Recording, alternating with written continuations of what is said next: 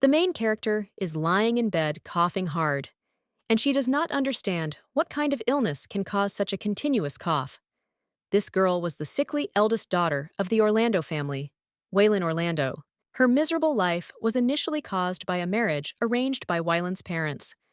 As the daughter of Viscount Sobin, her mother came from an extremely poor family, and worse, from one known for its gambling addiction. Blinded by despair over money, the parents sold their daughter. The gentleman who bought the girl said that she had to fulfill the terms of the agreement. The father assured him that she should not worry. The man claimed that she should give birth to an heir for Count Orlando. When Sabina gave birth to a girl and the maid told the master about it, he screamed and asked if she knew how much money he had invested in her, and also wondered if she could give birth to a son for him. The maid tells the master that more importantly, her ladyship is not breathing, and thus the main character's mother left her alone in this world. The young lady realizes that from that day on, she could do nothing to please Orlando's family, as she was treated like a slave in her own home. However, her tragedy only truly begins now. After coughing up red liquid and fainting a few hours ago, the protagonist woke up from a memory from her past life. She was a girl who was an avid reader of boys' love novels. On the day she reincarnated into Waylon's body, she was definitely reading another novel of this genre. The young lady realizes that she has been reborn as a character from the book she was reading, and she finds herself inside a fictional novel, including all the violence she has experienced over the past 22 years. The main character does not understand why she ended up in a story about male love. Waylon knows she's read too much of this kind of literature, but she doesn't understand if she deserves it. Tenderly Plucking a Lonely Flower is a very depressing novella about male love, and it is the story of Gallard Lisseltane, the overly obsessive male protagonist, and Nellen Chester, who he stalks. Gallard invades Nilan's personal space, becoming aggressive and obsessive at times. While Nellen desperately tries to escape, he eventually comes to terms with his fate, and this story will be filled with their lovemaking. The girl recalls that she especially liked the scenes where they did this.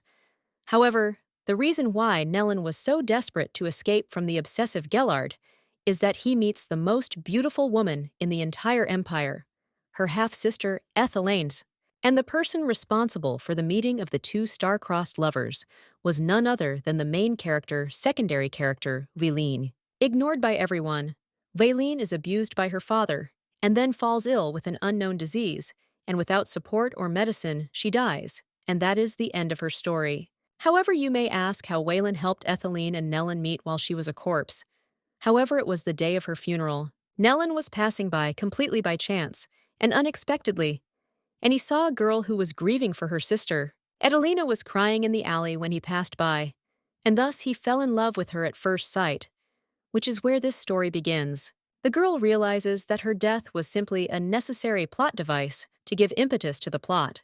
Waylon died of illness in this dusty attic, no more than 10 steps long, without the slightest chance of having happy memories. For 22 years, the main character continued to do everything in her power, not suspecting that she was an expendable character in the novel. The man screams, calling the girl a bungler, and then asks how many times he must tell her that she must walk elegantly and with dignity. The gentleman asks if he didn't tell her to remember all the names, and then wonders if her brain is even capable of anything. The young lady understands that no matter how much effort she put in, she only heard insults every day. The father told his daughter that if she didn't come to her senses, it would be easier for him to disown her. Having dragged her exhausted body to the room, the main character even tried to cry silently so as not to create unnecessary noise. And in the end, Waylon was never accepted into the family, so she remained simply the eldest daughter of the Count, no more and no less. In the novel, Waylon died a year after falling ill, and the main character realizes that she only has 1 year left. The girl understands that she is sick and believes that she cannot avoid death. However, she does not want to end up so miserably in this little room. The young lady does not understand what she should do to escape from this terrible family, but she understands that she will not be able to earn a penny. Waylon thought about what they wanted if she could.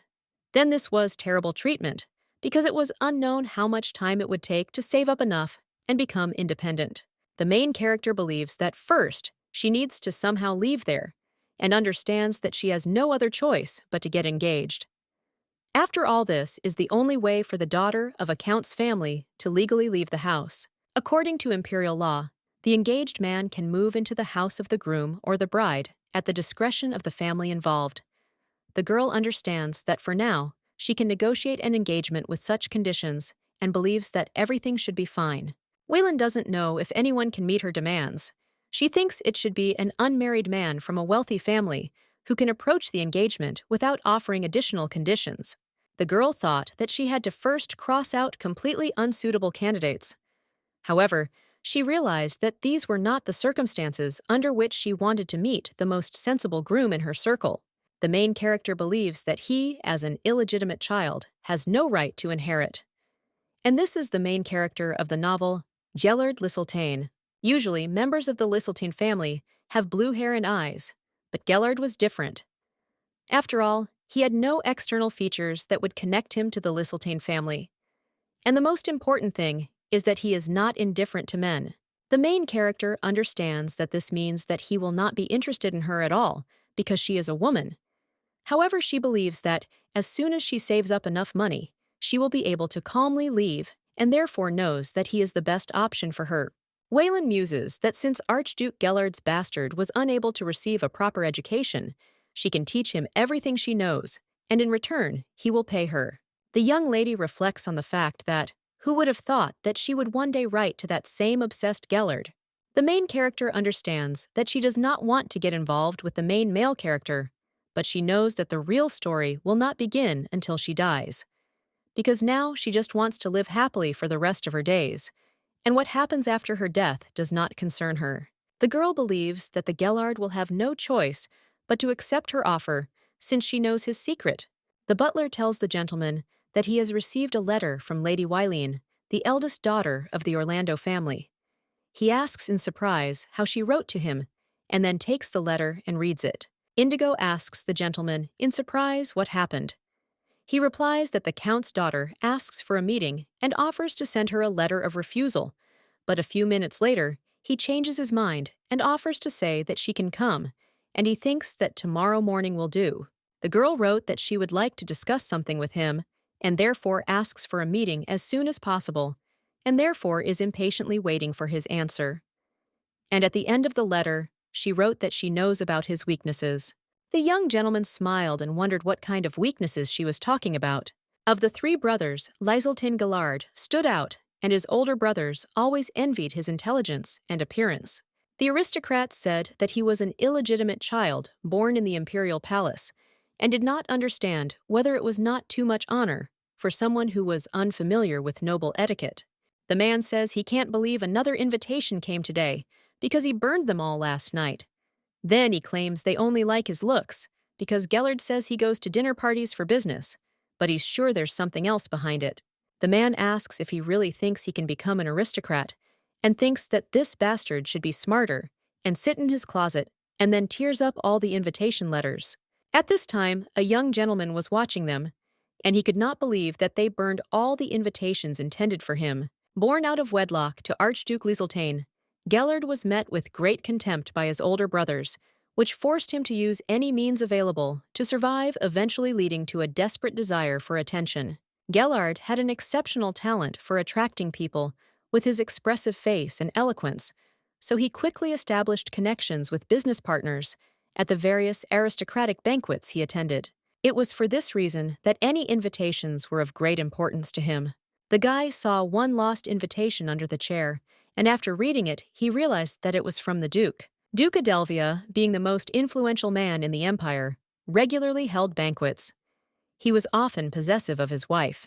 The Duke was always wary of men interested in her, so his parties were restricted to married or engaged noblemen.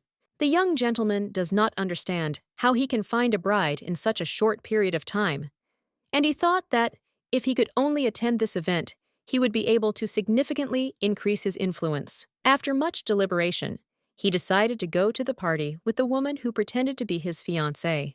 The guy thought about how they were asked how long they had known each other, and the answer was different from his side and from his girlfriend's side.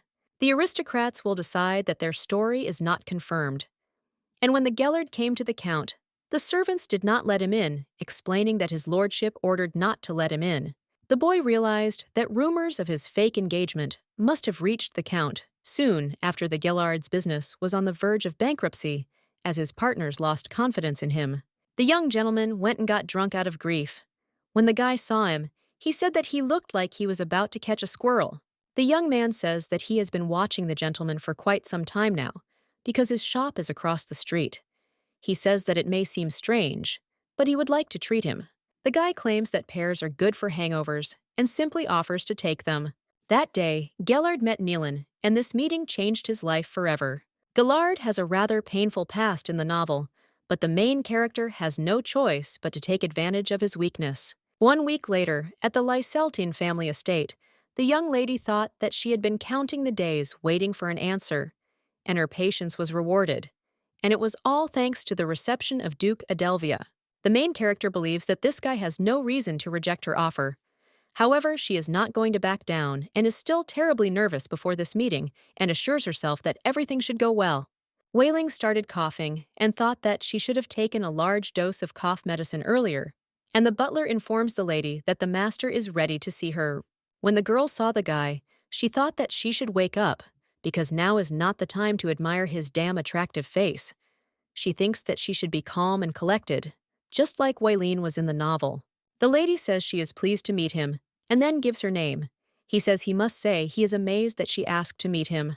The main character apologizes if she surprised him, and at that time she thought that he did not suspect anything, and then she says that there was something that she would like to discuss with him personally. The gentleman suggests getting down to business, and at this time does not understand what this girl has in mind. The main character says that she would like to become his bride. The guy was surprised to hear this, and she explains that she wants to agree on a conditional engagement between her and him. Gallard claims that they hadn't even met until today. At this time, the lady thought that, looking at his expression, she didn't know that he could be so cute. The gentleman asks if she means to say that he must now accept her proposals because of what was written in the letter. The lady claims that she knows that he is still hiding in the closet, and the only person who can perfectly play the role of his bride is her. The guy asks in surprise where she heard such a ridiculous rumor. At this time, the main character thought that since she assumed that Gallard is an extremely proud person who has never admitted to himself or anyone else that he is gay, Gallard kept Nellen under strict conditions, and having achieved what he wanted, did everything to ensure that no one found out about his secret passions. The main character looked at him pouring tea, and does not understand how these could be the hands of a possessed man, because they are so soft and beautiful. However, she knows that these very hands did those very things to Nellen. The handsome guy asks the lady what she means by him hiding in the closet. Waylon replies that since he has no idea what she's talking about, he thinks it must be just a rumor. But either way, it doesn't matter, since he still needs someone to marry. The girl says that the only possible way to attend the reception of Duke Adelvia as an unmarried man is to bring a bride with you. The lady says that if she is not mistaken, he has been looking for a long time for an opportunity to get to at least one of his appointments. Hearing this, the guy does not understand how she knows the contents of the secret letter that he entrusted to Indigo. After all, he thinks that Indigo is his personal servant and he would not betray him, and he thinks that she must have her own source. The main character says that as he already knows, she is the daughter of Count Orlando, and therefore could not only provide him with access to the reception of Duke Adelvius, but also to the imperial ball, and during the term of their agreement, she will pretend to be his bride. Willen says that she will teach him everything he needs to know about the ethics and culture of aristocrats, but in exchange asks him to provide her with an appropriate amount of money and to treat her with respect. The girl says that when their agreement comes to an end, they can simply go their separate ways. The gentleman asks what exactly she intends to get from this deal, since he believes that the terms are not entirely in her favor. Hearing this, the lady thought that he was reacting the same way she thought, and believed that if she told the truth, he would decide that she was crazy, and so she prepared a suitable answer in advance. Wayline explains that right now, what she needs is money and a safe place to live. He asks surprised if she means anywhere, as long as it's outside of Orlando's estate. The girl explains that, to tell the truth, she is very sick, and it is a serious illness, but she is still able to do everyday things. And then he says that if it turns out that someone in Orlando's family is terminally ill, it will entail a lot of problems, especially if this person is none other than the Count's daughter. Hearing this, the gentleman wondered if the young lady was sick, and the girl explained that she did not want to become a burden to her father or family, and so she needed a place where she could stay, since that was what brought her to him. The main character thought that this should be enough for him to believe her. At this time, the guy thought that this girl's sense of duty to her family was amazing. The young gentleman thinks that her illness is not so important now, if it will allow him to get an appointment with the Duke. At this time, the young lady thought that Gallard was ready to support the idea. He thought that he would be an idiot if he rejected such an offer, and if he could find her source of information, then in any case his benefit prevails. The young gentleman says that he agrees, and the girl thinks that he finally said it. He asks what date would be best for organizing a reception in honor of their engagement. Wylan replies that, to be honest, she would like to tomorrow, but thinks that it might seem suspicious, and then asks how about next week. He agrees with her and suggests meeting again in the week. At this time, the main character understands that everything is going according to plan, and then says that she will send him a message with the details and will look forward to their joint work. The girl suggests simply adhering to the terms of their contract, since he is using her to increase his influence in business, and she is using him to get money to become independent. The young lady thinks that as long as they respect each other's boundaries, there shouldn't be any problems, and then suggests that he not worry because she will take his secret to the grave. A week later, on the day of Gallard's engagement, she had a simple private ceremony. The main character thinks that everything is going well so far, and at least she succeeded in escaping from home. Wylan says that there is nothing surprising there, because her father did not intend to get involved in her engagement and simply told her to do as she wanted. After meeting the guy, she went straight to her father. He asks if she hopes to gain any benefit from a relationship with the third son of Archduke Lizeltane. Wylan's father, Orlando, says he didn't expect her to get involved with such a high-profile family like this. However, he tells her to do whatever she wants because he'll see how long they'll tolerate her. The main character understands that if she enters the Lizeltane family, then the Count will no longer have power over his daughter. According to the law of the Empire, if there is no legitimate heir, then an illegitimate child can assume these rights, and also the legitimate mistress could become a countess. The young lady believes that if Etheline's family favorite could have been taught etiquette from the start, there would have been no need to keep her in the estate for so long. However, she believes that all this is no longer important, since she is already sick of them too. The girl thought that she really should be more vigilant from now on. After all, she refused to live the rest of her life as an expendable extra, and instead, she would spend her remaining days without regret. Wylan thought that she would get the most out of him first. The priest says that they are now officially engaged. The main character understands that now her effective engagement for mutual benefit begins. The young lady thinks that Gallard is a piece of shit, but does not understand why he decided to go home alone and leave her alone with her father. Kellen Lizeltane, Duke, who owns the hero Lolaine, the source of the most valuable imperial pink crystals and the place where they are mined, and a vineyard on imperial soil where the most expensive and delicious wine is made. The man says there is something he would like to clear up, and then says it would be better if she accepts that the engagement will not last long, and moreover, he has no reason to try to get along with her. Hearing this, the lady thought that it must have been extremely difficult for him to persuade his father to approve of this engagement. The man says that she can use the main building of Annex as long as she lives as a lodger, and if she leaves the house without permission, then she should prepare for house arrest for violation. Hearing this, the girl thought that this was just the tip of the iceberg, and then said that she understood. The man asked why Orlando of all people. Wylan thought that he was not very well disposed towards her family, but there was no hint of blood feud between their families. However, she thinks that, in any case, it is still to her advantage. The main character understands that everything will be fine, because she left her home and her family, and when the handsome man pays her, she will fulfill her desire, because she understands that she has a little less than a year left. The lady suggests going over the points of the contract and signing the papers, and the guy agrees with her, and at that time, I thought that something extremely important that she wanted to urgently discuss after the ceremony is none other than their contract. The young master believes that Indigo was able to dig up Count Orlando's past without any difficulty, but everything changed after Waylon was born, and Orlando's family became secretive, and his personal assistant is still working to find out more about what happened in their family. Waylene is informed that, as stated above, their contract will last for 2 years. She understands that the events of the novel will begin within this year or next year, and therefore she cannot waste time. Gallard says that the request is for respect and protection from Lieseltine's third son after the engagement, and asks what she means.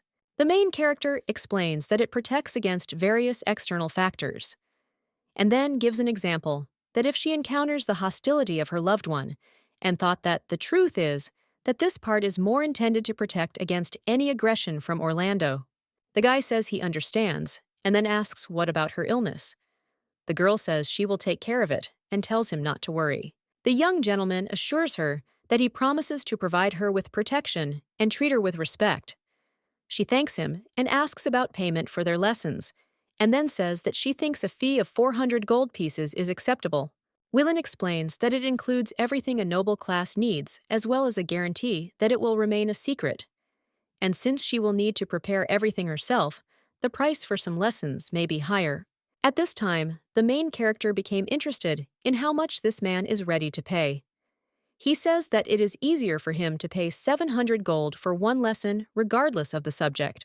Hearing this, the girl thought that he had an aura of dominance, and then he says that this will cover the cost of the lesson.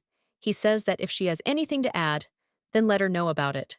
The young lady claims that this is all she needs because she believes that the engagement should be beneficial to both of them, and thought that she would squeeze every advantage out of this agreement. The young gentleman offers to talk about his conditions. He says that she can live there with him in Anne's, but she will need special permission to enter the main house. Hearing this, the main character thought that the Archduke had told her the same thing earlier. Gallard says that she is free to choose her servants, but this does not apply to the main house. The girl thought that, simply put, she can only play the mistress in Annexy. The handsome man says that there is one more important condition at the end, and that is that they should not interfere in each other's personal lives. Hearing this, the young lady thought that it was only to her advantage, and she was grateful to him. The guy explains that it refers to someone like a lover. Hearing this, the girl was surprised and remembered that she was sure that in the novel, Nellin was his first, and she does not understand whether it means that he was interested in someone else. The lady tells the gentleman that she wanted to say something, and at that time, she thought that when she entered the room, she would be able to catch them naked when they did this. Waylon understands that if she becomes his wife, then a lot of problems will come with it, because people around will watch their every step, and Gellard will continue to hide his sexual relations, and she does not understand what he is thinking about. The girl asks if he is talking about the fact that, at the moment, he already has a lover, and at that moment, she thought that she was wondering who it could be, because it makes her heart flutter. Hearing this, the guy objects, and says that he understands that this is a little different from her idea of an ideal contractual agreement, but they have a deeply business relationship, and therefore, he sees no reason to expect any feelings from each other. The gentleman says that he doesn't have a lover now, but he understands that no one knows what will happen tomorrow. And he says this so that she understands that he has a clear idea of their agreements, because he believes that then they will not have misunderstandings. Waylon thought that if this was his argument, then she saw no point in refusing, and then she agreed and said that she accepted his conditions. The main character thought that as long as she doesn't come under fire, then no matter what happens, she doesn't care at all. A week later, the man tells the lady that he is an indigo. She says that she assumes that Gellard's schedule of classes is already prepared. He says that it is, however, it is only for a week, not a month, as she asked. The lady asks if she can ask why, and at that moment, she thinks that it is easier to calculate how much she earns on a monthly basis. The servant says that they have to make many adjustments to the master's schedule, and that is why he asks for forgiveness. She asks in surprise if the schedule changes that often. The man says he hates to agree with this, but it is true. He believes that time is money, especially when it comes to business. The main character thought that she was sure that this was somehow connected with the fact that he was an illegitimate child. However, she understands that she cannot allow this, because she also has plans. Waylene states that she understands, and then asks if there is any way to set the exact time of their classes. Indigo replies that in the end, it all depends on the gentleman, but he will try his best. The girl suggests recording the tea lesson for 9 in the morning, and then says that she needs to go to the library to prepare. Walking along the corridor, the main character remembered the conversations of the maids about how she was locked in the attic because she was extremely jealous of Lady Etheline, and she wondered if it would be the same in this place. The girl thinks that she will no longer look like a fool, and then takes the bell. The maid asks the lady if she called her. At this time, the main character thought that her personal maid Marine even greets her differently than at home. The lady says that she wants to visit the library and asks Marine if she could take her there. A few minutes later, the main character says who could have known that the day would come when she would be able to calmly drink tea in the library. While in this room, the young lady thought that there were so many books, and she understood that there might not be novels about male relationships, and she would try to look for them a little later. Waylon believes that she needs to create a lesson plan first, as she knows that standard tea drinking manners will not be enough to satisfy the people Gallard deals with. The girl understands that these people come with the determination to find even the slightest flaw that they can notice. But she knows that if she follows the rules of etiquette, this will give a reason to call him an important figure. The main character thought that he was her very first student, and therefore she could not allow him to become an ignoramus. After spending a lot of time in the library, the young lady thought that this should be enough, because now that Waylon thinks about it, if the handsome guy makes a deal using the manner she taught him, she will tell him to hang her in the position of official etiquette instructor as a reward.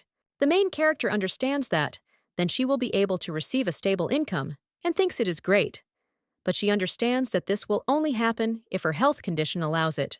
The girl remembered that if she thought about it, she hadn't coughed all day, and she had terrible pain in her chest every time she had to cough, and therefore she thought that she must be getting better. At this time, the young gentleman thought that he had forgotten the letter in the library, and at this very moment, entering the room, he saw the girl and thought that she was more diligent than he thought.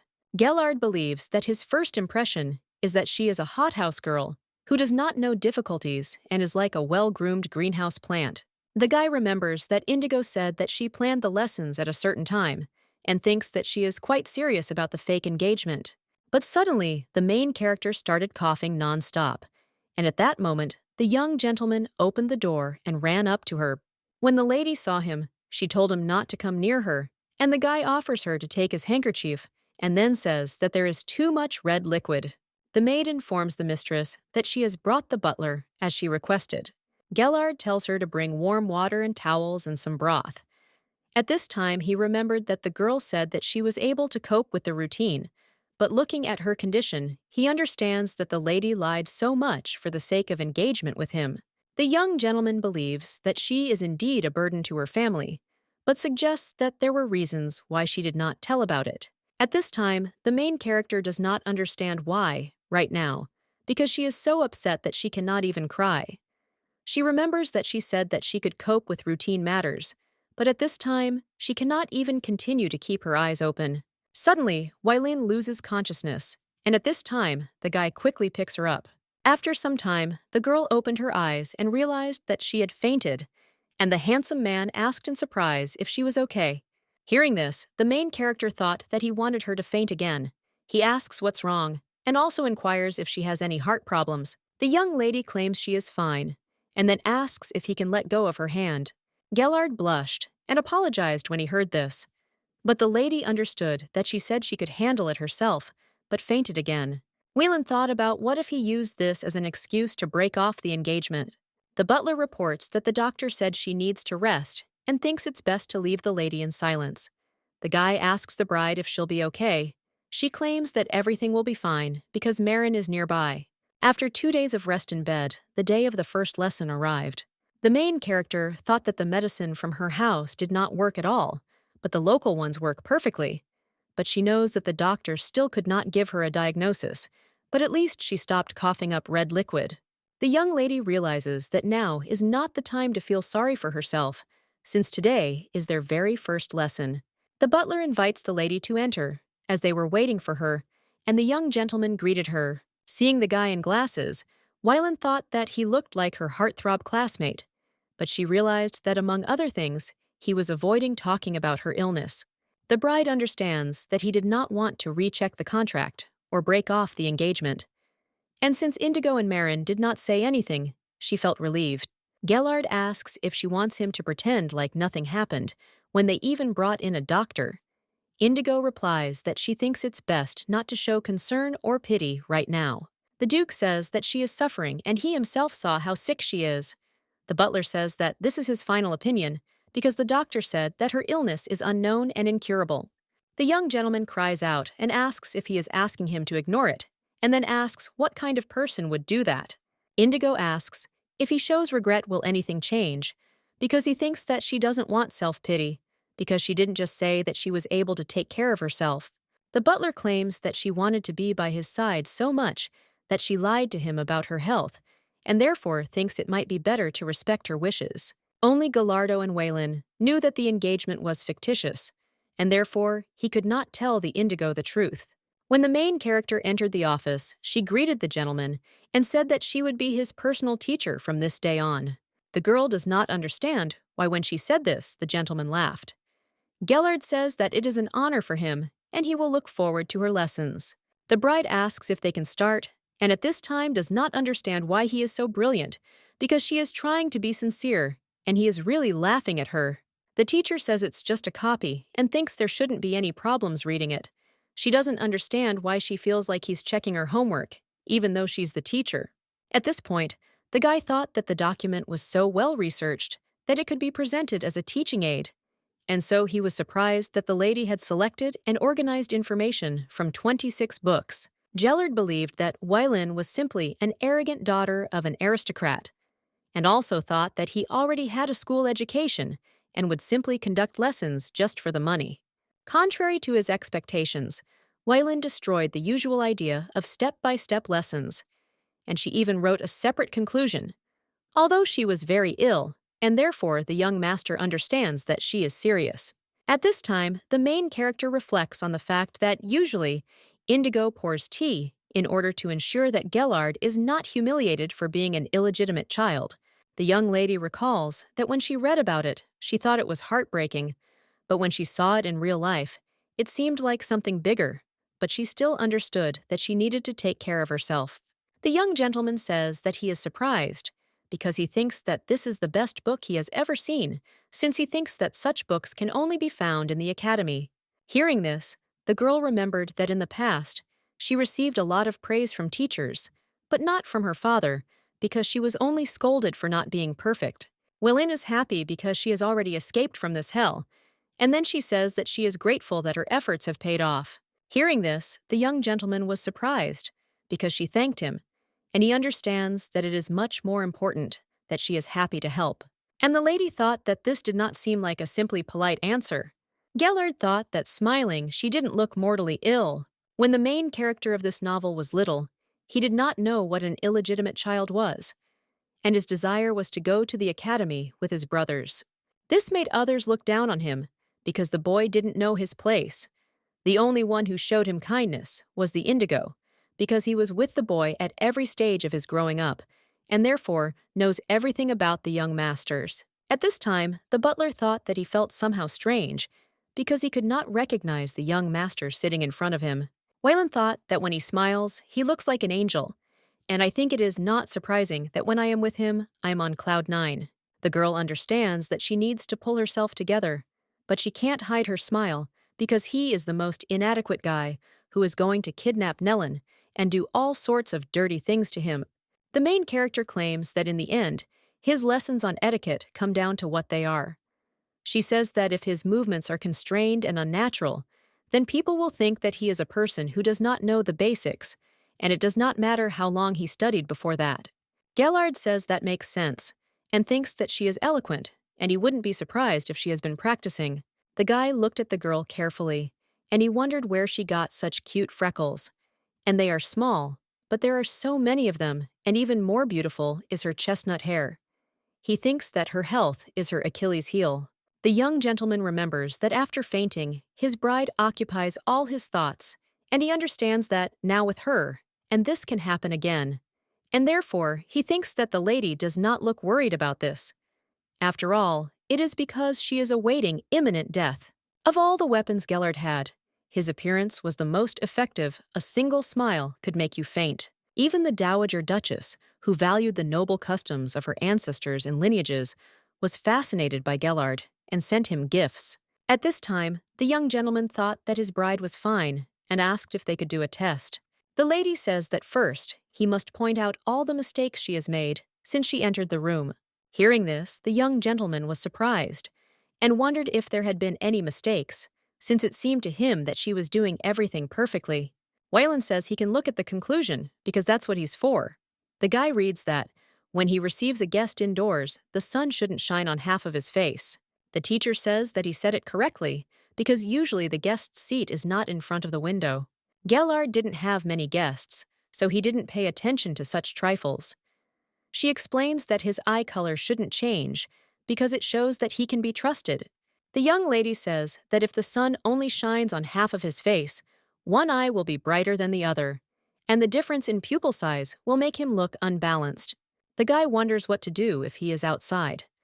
She explains that then it should be light everywhere, and if they drink tea outside in the shade, after all, the leaves will create this shadow, and the wind could make a mess. The main character asks if he can find another mistake. He claims that the ladies haven't had a sip of tea. Whelan praises him and tells him that he said the right thing, and then explains that if he doesn't drink the tea that was prepared for him, it might seem like he's refusing the host's favor. The young gentleman asks in surprise, what if she suspects that the tea is poisoned? Hearing this, the main character thought that, from his stories, it is clear why he is worried about this. The teacher says that she can say that she was so absorbed in the conversation that she only enjoyed the aroma of the tea, because she thinks that no one will check whether she really inhaled it or not. The guy asks if he will have to touch him with his lips like that. She explains that if the situation is so bad, there is nothing else to do. The young gentleman said that he understood, and the lady thought that her hard work was worth it, because she thought that this pretty face was doing everything right. Gallard thanks the lady for teaching him the rules of tea drinking. She claims it is because he is a brilliant student, and therefore suggests that they leave it at that. The main character suggests that they learn party manners in the next lesson, and then asks him what he thinks about it. The handsome man replies that this is great, since he has already made a request to attend Duke Adelvia's party. After all, he believes that he will most likely receive an invitation in a few days. Whelan says that the most important thing to show at an important event is stamina. He also needs to be calm and graceful throughout the event, because everyone will be judging how long he can maintain his flawless appearance while standing.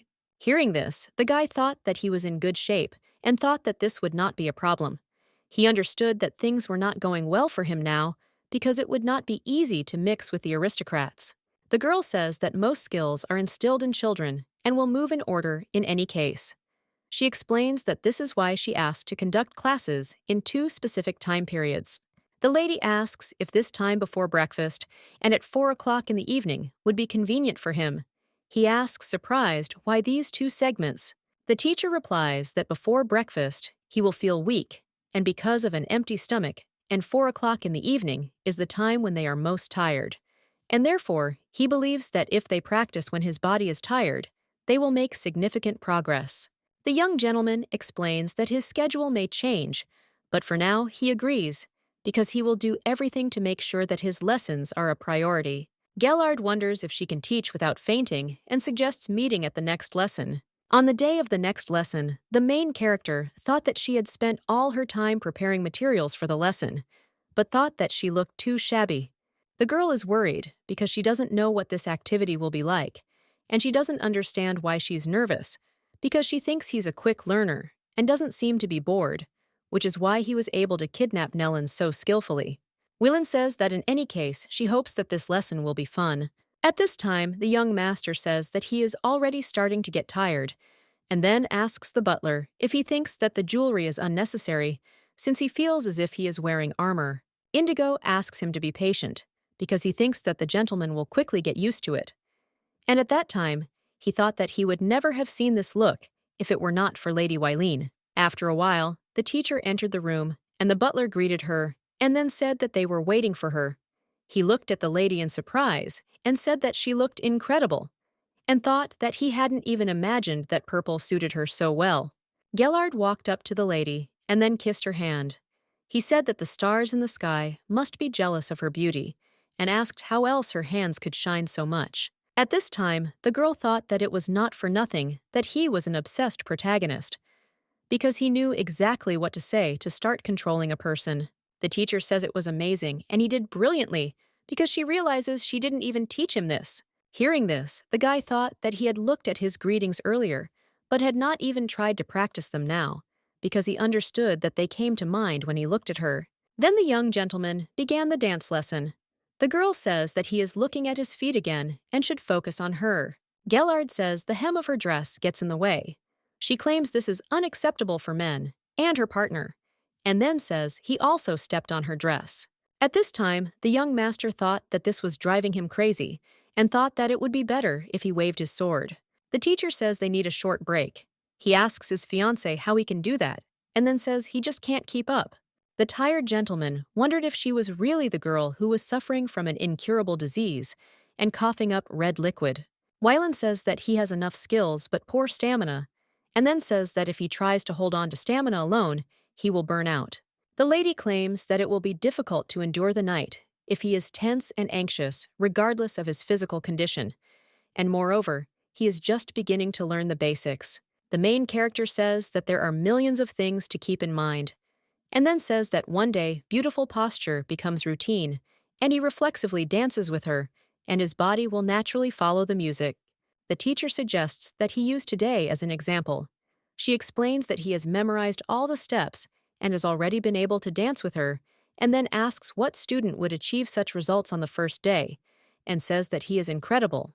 Hearing this, the guy thought that she had noticed his mistakes during the lesson, but preferred to make him feel better. Gallard knows she's had a lot of health problems, and he wonders why she's so nice to him. He thinks he has no idea what's going on in her head. Wayland asks if they will continue practicing. He agrees and says that the goal will have to learn the entire dance.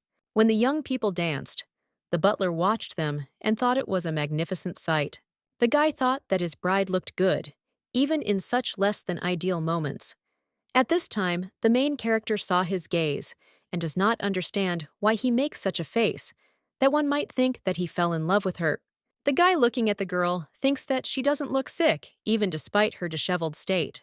Wayland tells the master that he learns quite quickly, and she can't believe that he learned the entire dance in just 4 hours. Gallard claims that it's all thanks to her because she's a great teacher, and he just copied hers. At this time, the main character thought that she had the feeling that she was allergic to compliments because she could not look him in the eyes. The teacher asks Indigo if he could get her a glass of water, and then looks at her watch and wonders if Gallard is going to study anymore. The young gentleman thanks the lady for the work she has done. She asks if he had any plans after class, and then tells him that she has taken up too much of his time. Gallard assures her that everything is fine, because the lesson was actually useful, and he had a good time. Then he tells her not to worry about it. At this time, the main character thought that he had decided to stop there, and then said that they would finish for today. The young gentleman says that this sounds great, and then says that they will see each other in the next lesson. Hearing this, the girl thought that it was strange, because she did not understand why she felt prolapse. The butler looked at the tired gentleman and asked if he was okay. At that moment, the guy thought that he almost asked her to dance the dance again, and she didn't say anything, despite the fact that it seemed she wanted to repeat it too. The handsome man thinks that he really had a wonderful time, and her green eyes sparkled like stars, and he is already looking forward to the next lesson. Gallard thought about how he had been putting off work lately because of his studies, and now he had to return to it because he felt like it was literally stalking him. The finest wine in the Oswaldian Empire, made from the finest grapes, Archduke Lisselton perfected the method of bringing out the aroma of the fine grapes, which by a fortunate coincidence were called the nectar of the gods. Taking advantage of this, the Archduke designated this luxurious wine as the main product of the Lisseltine estate. This meant that the management of the greatest vineyards would become the sole object of study for the family's successor. But being an illegitimate child, Gellert had no rights to inheritance, and therefore could not receive proper training. the father told his son that he was giving his permission for him to manage part of his vineyard. Hearing this, Gallard was surprised and asked if his father was serious. Kalayan gave him a part of the vineyard for care. Having learned of his merits, which were known throughout the empire, his father entered the boy into the family register. The Duke wanted to use this as an opportunity to send the boy to the next world. The protagonist of this novel believes that, fortunately, the harvest is stable, and if everything continues to go smoothly, he will be able to proudly show his father the accounting book for this month. The boy realizes that his older brother keeps the general ledger for almost the entire vineyard, but fortunately, his father takes care of his share. Gallard knows that if it were his brother, he would use any means necessary to change the yield figures of his unit, all to make him look bad in front of his father. Kellen had an official family and 2 sons. However, he loved the Gallard's mother very much, and they were once called the couple of the century throughout the empire. However, the boy's mother died after an incident with Count Orlando's mistress, Senorita, and when the young gentleman said that he wanted to get engaged to Lady Waylin, the daughter of Count Orlando, the father cried out and asked why, and all those whom he had chosen were the Orlando family. Although Kellen was against this marriage, he eventually gave in after his son's persistent reproaches. When Indigo investigated the girl's past, it turned out that she was completely unrelated to the Senorita's past.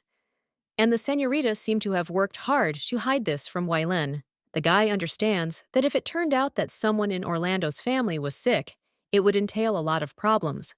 And he remembers that even then, her intentions seemed honest and sincere. Gallard reflects that in all the time he has observed her, she has never seemed to him to be such a liar.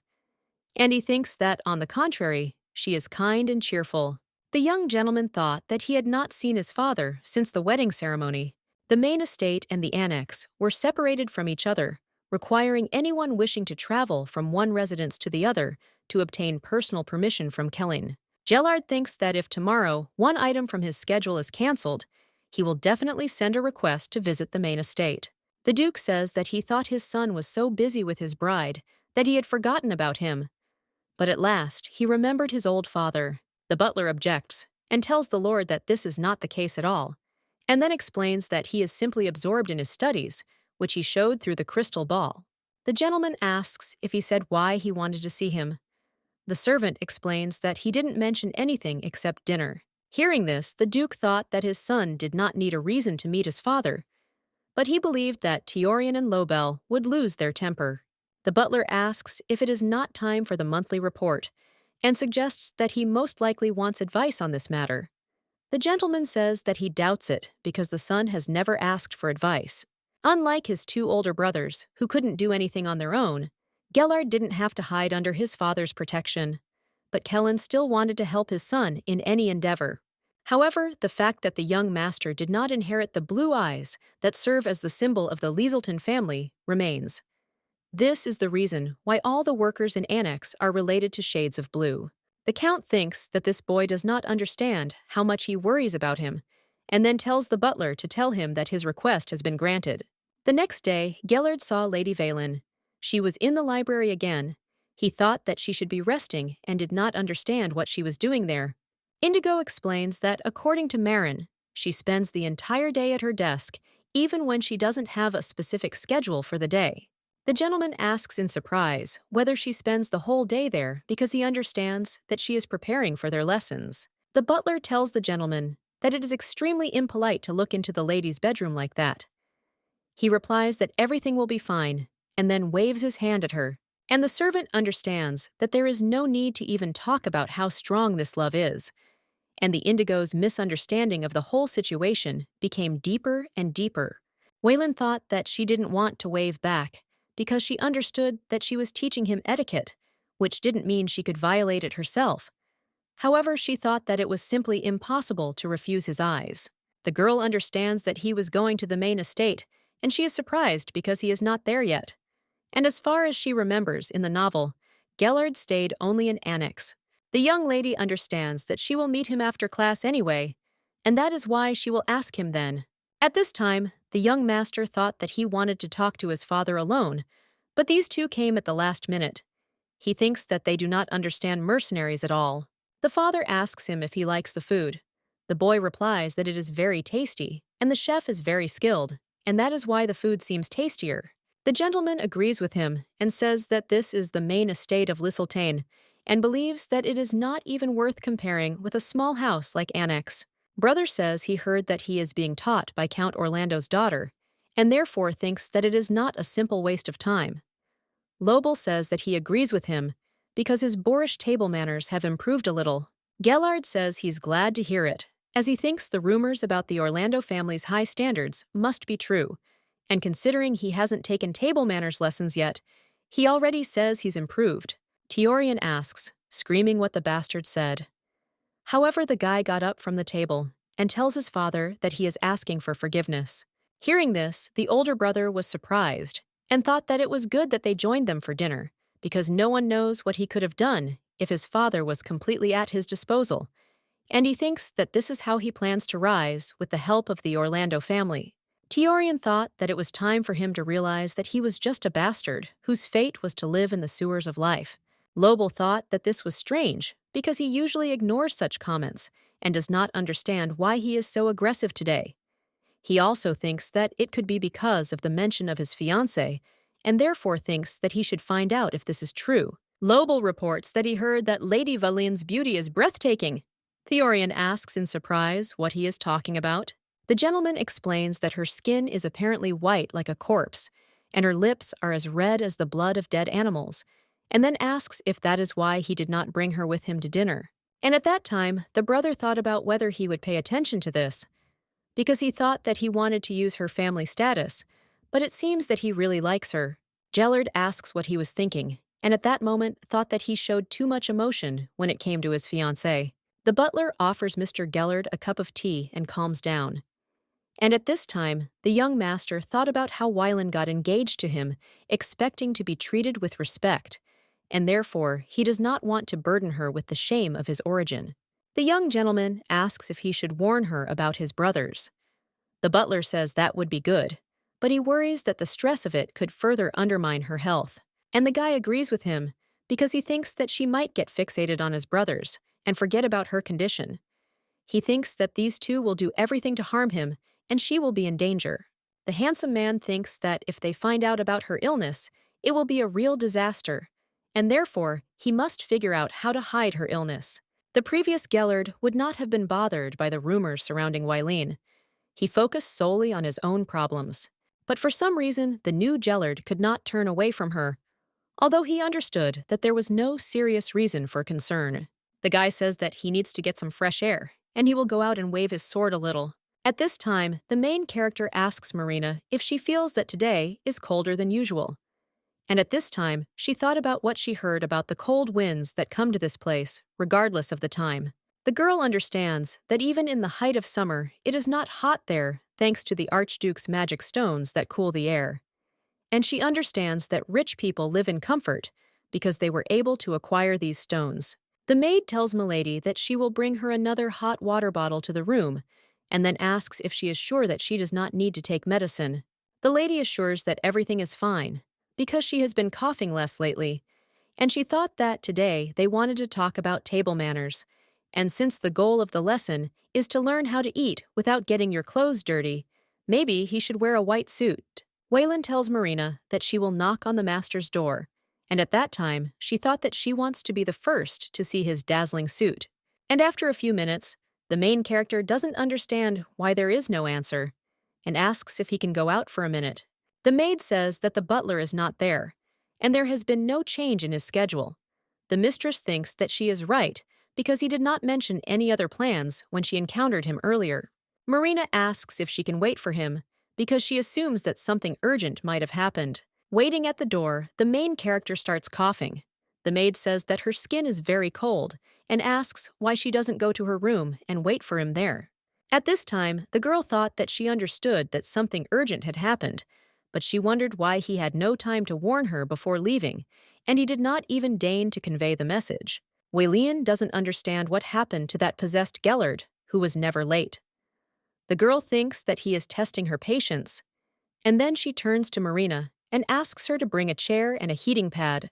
When the maid brought her a chair, the main character thought that all she had to do was wait, and she became interested in who would win, she or he. The lady thinks that if her stupid body could last longer, she would have won, but she did not wait for the master, because she had to leave. The next day, the maid informs Milady that a dungeon was found under the vineyard on the property of Mr. Gallard, and that is why he had to leave so suddenly. Tenderly plucking a lonely flower was an unusual male love novella, barely the tricks that Gallard used to capture Nellen. However, the main character believes that he was too persistent in expressing his love, because the novel was the embodiment of cruelty and depression. The young lady recalls how he fell in love with Nellen. After all, they first met when the young master was depressed because of the collapse of all his affairs at the Enterprise, and the collapse was connected with the dungeon. At this time, the maid looked at the mistress and thought that she had never seen her so downcast, because she became sad and upset because the master canceled their plans yesterday. Waylon, she started coughing, and Marina asks if she's okay, and also wonders if she should stay with her, but the mistress assures that she's okay and suggests the maid to go and do what she needs. Hearing this, Marina thought that she had spent all her time waiting for Mr. Gallard yesterday, and therefore she believes that the lady has deep feelings for him, and she is sure of it. The maid tells the lady that she will wait for her there then, and then wishes her luck. Hearing this, the main character does not understand why she wished her luck. Marin's misunderstanding of the whole situation became deeper and deeper, and Gallard's misfortunes began with the discovery of the dungeon in the vineyard.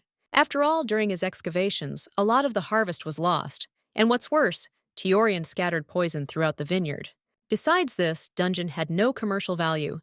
Therefore, without even taking a closer look, Gallard sold it at a bargain price. Duke Adelvian, who was keen on collecting dungeons at the time, bought it from a Gallard and discovered a huge number of magic stones inside, and thus he became the only person in the Empire who possessed the technology of refining magic stones. Gallard tried to make a new deal, but the Duke insisted that all business matters should be resolved at his parties. To make matters worse, there were rumors that Gallard had lost Calane's trust after all of his vineyards had died, but the main character realizes that Theorian was actually to blame for everything. The young gentleman fell into a deep depression until he eventually met him, and that is when the events of the novel really begin. The main character thought that then everything she had put up with until now would go down the drain, but she believed that she had to survive it no matter what. The girl thinks about whether she can try to change some of the events that occurred at the beginning of the novel. The lady thought that maybe she could come up with something with the dungeon, because she understood that if the young master did not realize the value of the dungeon, he would fall into despair until Nellen appeared in his life. Then a lot of money could be made on this dungeon. Waylon does not understand that if the deposits of the magic stone become known before he attends the evening of Duke Adelvia, he believes that then he would not fall in the eyes of his father, and this would help his business. However, the main character believes that this would put an end to the plot of the novel. But suddenly, a thought came to her, and she does not understand why she did not think of this before. The girl believes that if she can interfere with the plot a little, she will buy herself some more time before the events of the novel begin. Since Gallard is the main character, he will turn into an obsessive protagonist no matter what happens, and one way or another, Gallard and Nellen will find each other. The lady tells Marine that she needs to see the gentleman urgently because she believes that, in the end, their affairs after death are no longer her business. The gentleman says that the dungeon is large, but he does not see any traces of monsters anywhere, and believes that they are probably not there. The man says that it is possible that this is a collector's dungeon, but he needs to check to make sure, and at that time, he thought that he does not understand why he should report to this child. The protagonist thought that he was originally just going to send a few lower-ranking guild members to deal with this, and asks if they think he invested money in building the guild, so they would send him slackers. At this time, the man thought about what he heard, that the gentleman was pitifully sweet and kind, and then said that he had one problem. The knight says that the entrance to the dungeon is next to the vineyard. Hearing this, Gallard asks in surprise what he means. The man explains that they are trying not to damage the culture while inspecting the dungeon, but since the entrance is the most dangerous area, they should widen it. At this time, the young master thought that he was going crazy because he realized that he could lose half of his land, and did not know whether to tell his father about the dungeon because he believed that he would need to compensate for all the losses. At this time, the main character approaches the guy and suggests that he wake up because she will help him. A few hours earlier, the young lady thought that usually at this time, Indigo is not in the handsome man's rooms. But suddenly, he asks the lady what brought her to this place. The main character tells the butler that she needs his help. Waylon asks him to take her to the vineyard. He asks her in surprise if she is going to the vineyard, and then says that she should rest in her bed. The main character claims that now is not the time because she needs to get there as soon as possible, even if she has to use a teleport. At this time, the maid thought that she was surprised when her mistress said that she urgently needed to go to the vineyard, and thought that it must be because she really wanted to see her master, because her illness had become less serious, and she also wanted to be happy. Marin asks the butler to help Waylon find Gallard. At this time, Indigo does not understand why Marin is so worried about this, and then agrees and says that he will help them, but only if the teleporter is available for use. The butler says that the teleport of Archduke Lieseltane is in the main building. Hearing this, the girl remembered the Duke's words that she cannot use the main building while living as a lodger. At this time, the young lady does not understand what to do, because she knows that she cannot just sneak inside. Indigo asks the lady why she needs to go to the vineyard. She replies that she heard that a large dungeon was discovered there. At this time, the butler does not understand how she found out, and the lady claims that she can help Gallard explore it, but she needs to get there as soon as possible. The young lady feels awkward about putting the Indigo in such a difficult situation, but she knows she can't do otherwise right now. The butler says that then he will ask her only to wait in the bedroom until he returns. The main character thought that he must have overheard their conversation in the hallway, and then says that she understands and asks to let her know when he gets an answer. Thanks to Indigo's efforts, she was allowed to meet with the Archduke in his office. The maid tells the mistress that Gallard ordered a thermos, especially for her, because it keeps warm for several hours in a row, and then says that she should drink it before leaving. Hearing this, the girl was surprised, because she did not understand when he managed to prepare this for her, and then she drinks the medicine, because she understands that she should not give even a hint of illness at the meeting with the Archduke.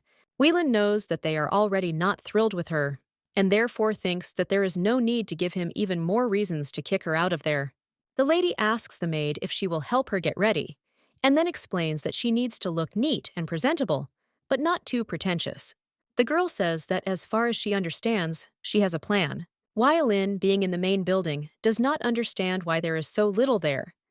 The servant informs the lady that the Archduke will come to her in a minute, and therefore suggests waiting for him. The main character thought that his office was more modest than the Gallard's office. At this time, the Duke was watching the girl.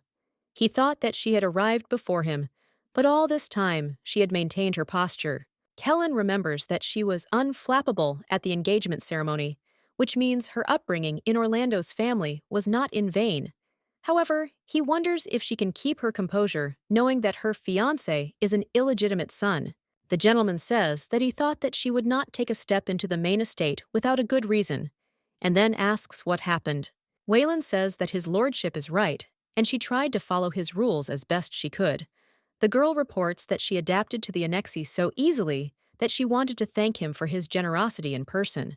And at this time, the main character thought about how he came so suddenly, and she was caught off guard. But she thinks that, thank God, her body remembers everything she learned before. The gentleman thought that this girl had good manners and didn't wear too much makeup, and then offered her some tea.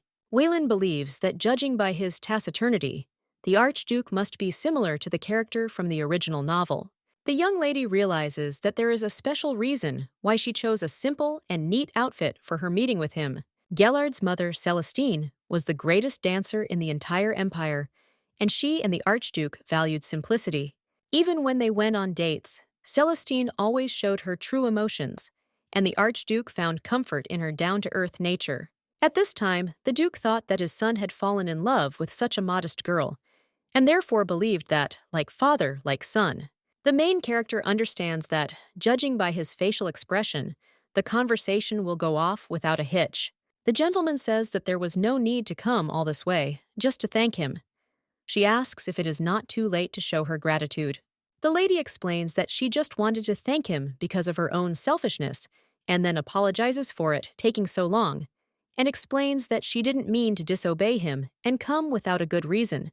Hearing this, the Duke thought that he had expressed himself so rudely, but she was still smiling and suggested to him that Lady Wayland was tougher than she seemed. Kellen thinks that she can surely put an end to all the haters of Gallard, and then asks what the special reason for this conversation is. At this time, the main character thought that he reminds her son so much, and they have the same look. She says that Gellard is very similar to his lordship, and at this time, she thought about why she said it out loud. Willin explains to the master that this is not what she meant. He says that for someone from the Orlando family, she has a keen eye. The main character thought that he must value his son highly, and it seems to her that he cares about him very much. The girl doesn't understand what he meant for someone from Orlando's family. She became interested in whether there is some kind of history between Orlando and the Lyseltons.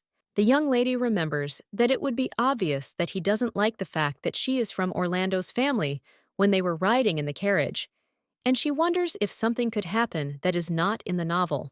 Wayland says that with all due respect to His Majesty, his facial expression was so reminiscent of Gellard's that she was surprised that sometimes her fiancé makes an attentive face just like him. The girl assumes that he probably respects him, and she meant his lordship. The Duke says he assumes that the child has taken a lot from him, but he's not sure if she knows it. But when he was about 10 years old, he once composed an entire opera about his dazzling appearance.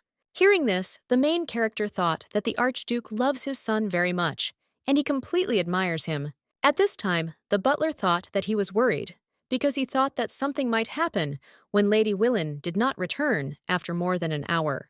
Well, when he saw that the Duke had left the room, he said that she could go out and do whatever she needed, and then thanked her for such a wonderful conversation.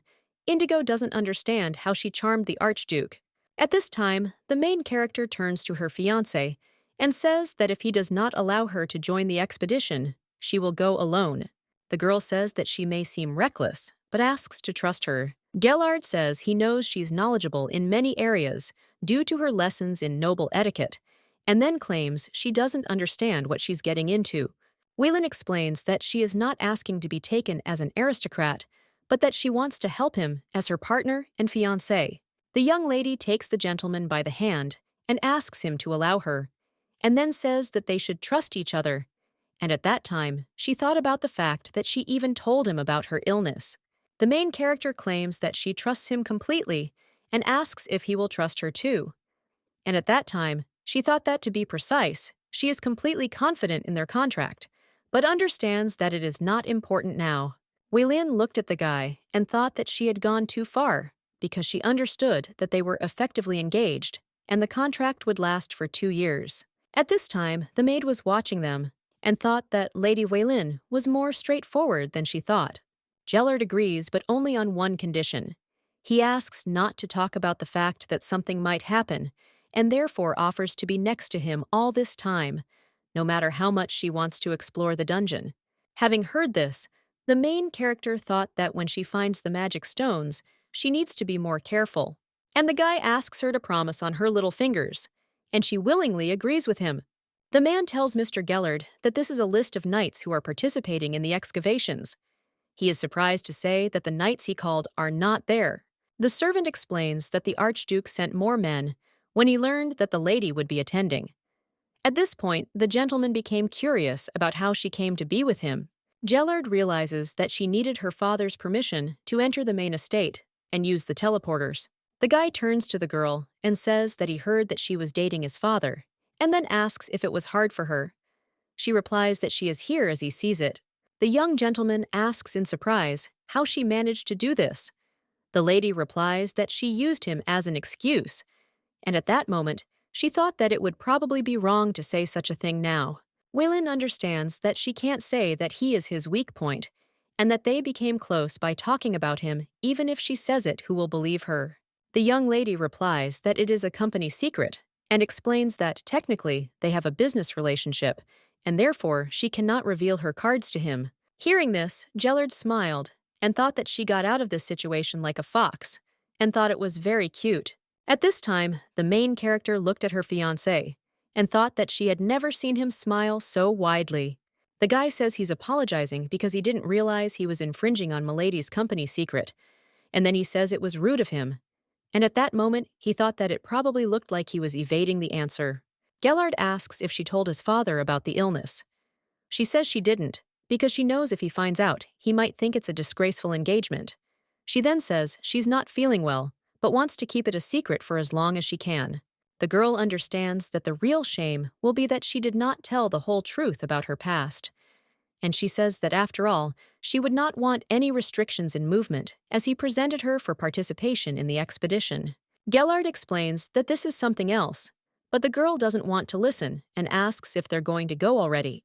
The main character understands that they are finally entering the dungeon and believes that this should help her live longer and bring honor and wealth to Gallard.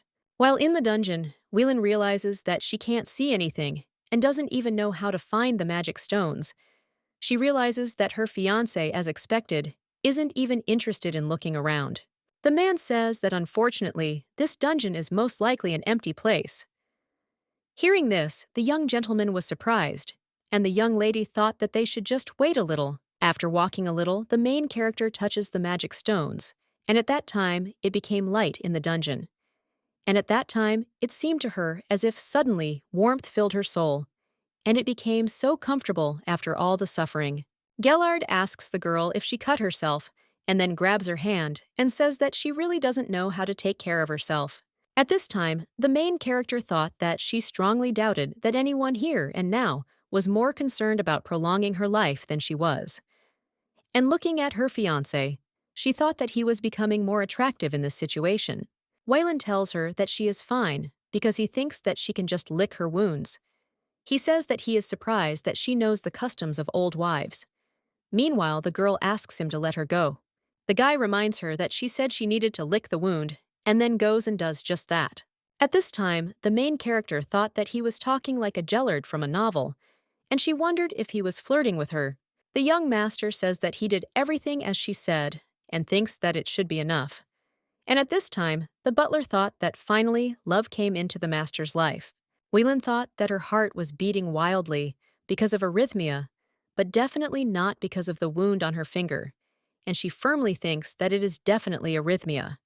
She does not understand why it is so hard for her to breathe, and thinks that it seems like there is poison in the air.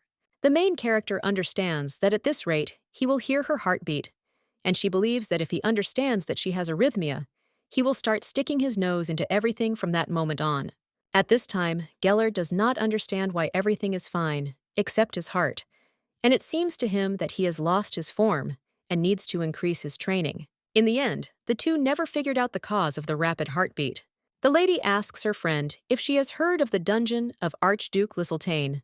The lady with the blonde hair replies that of course she has, and wonders if it appeared under the vineyard at night. The friend says that it became a dungeon with magical stones.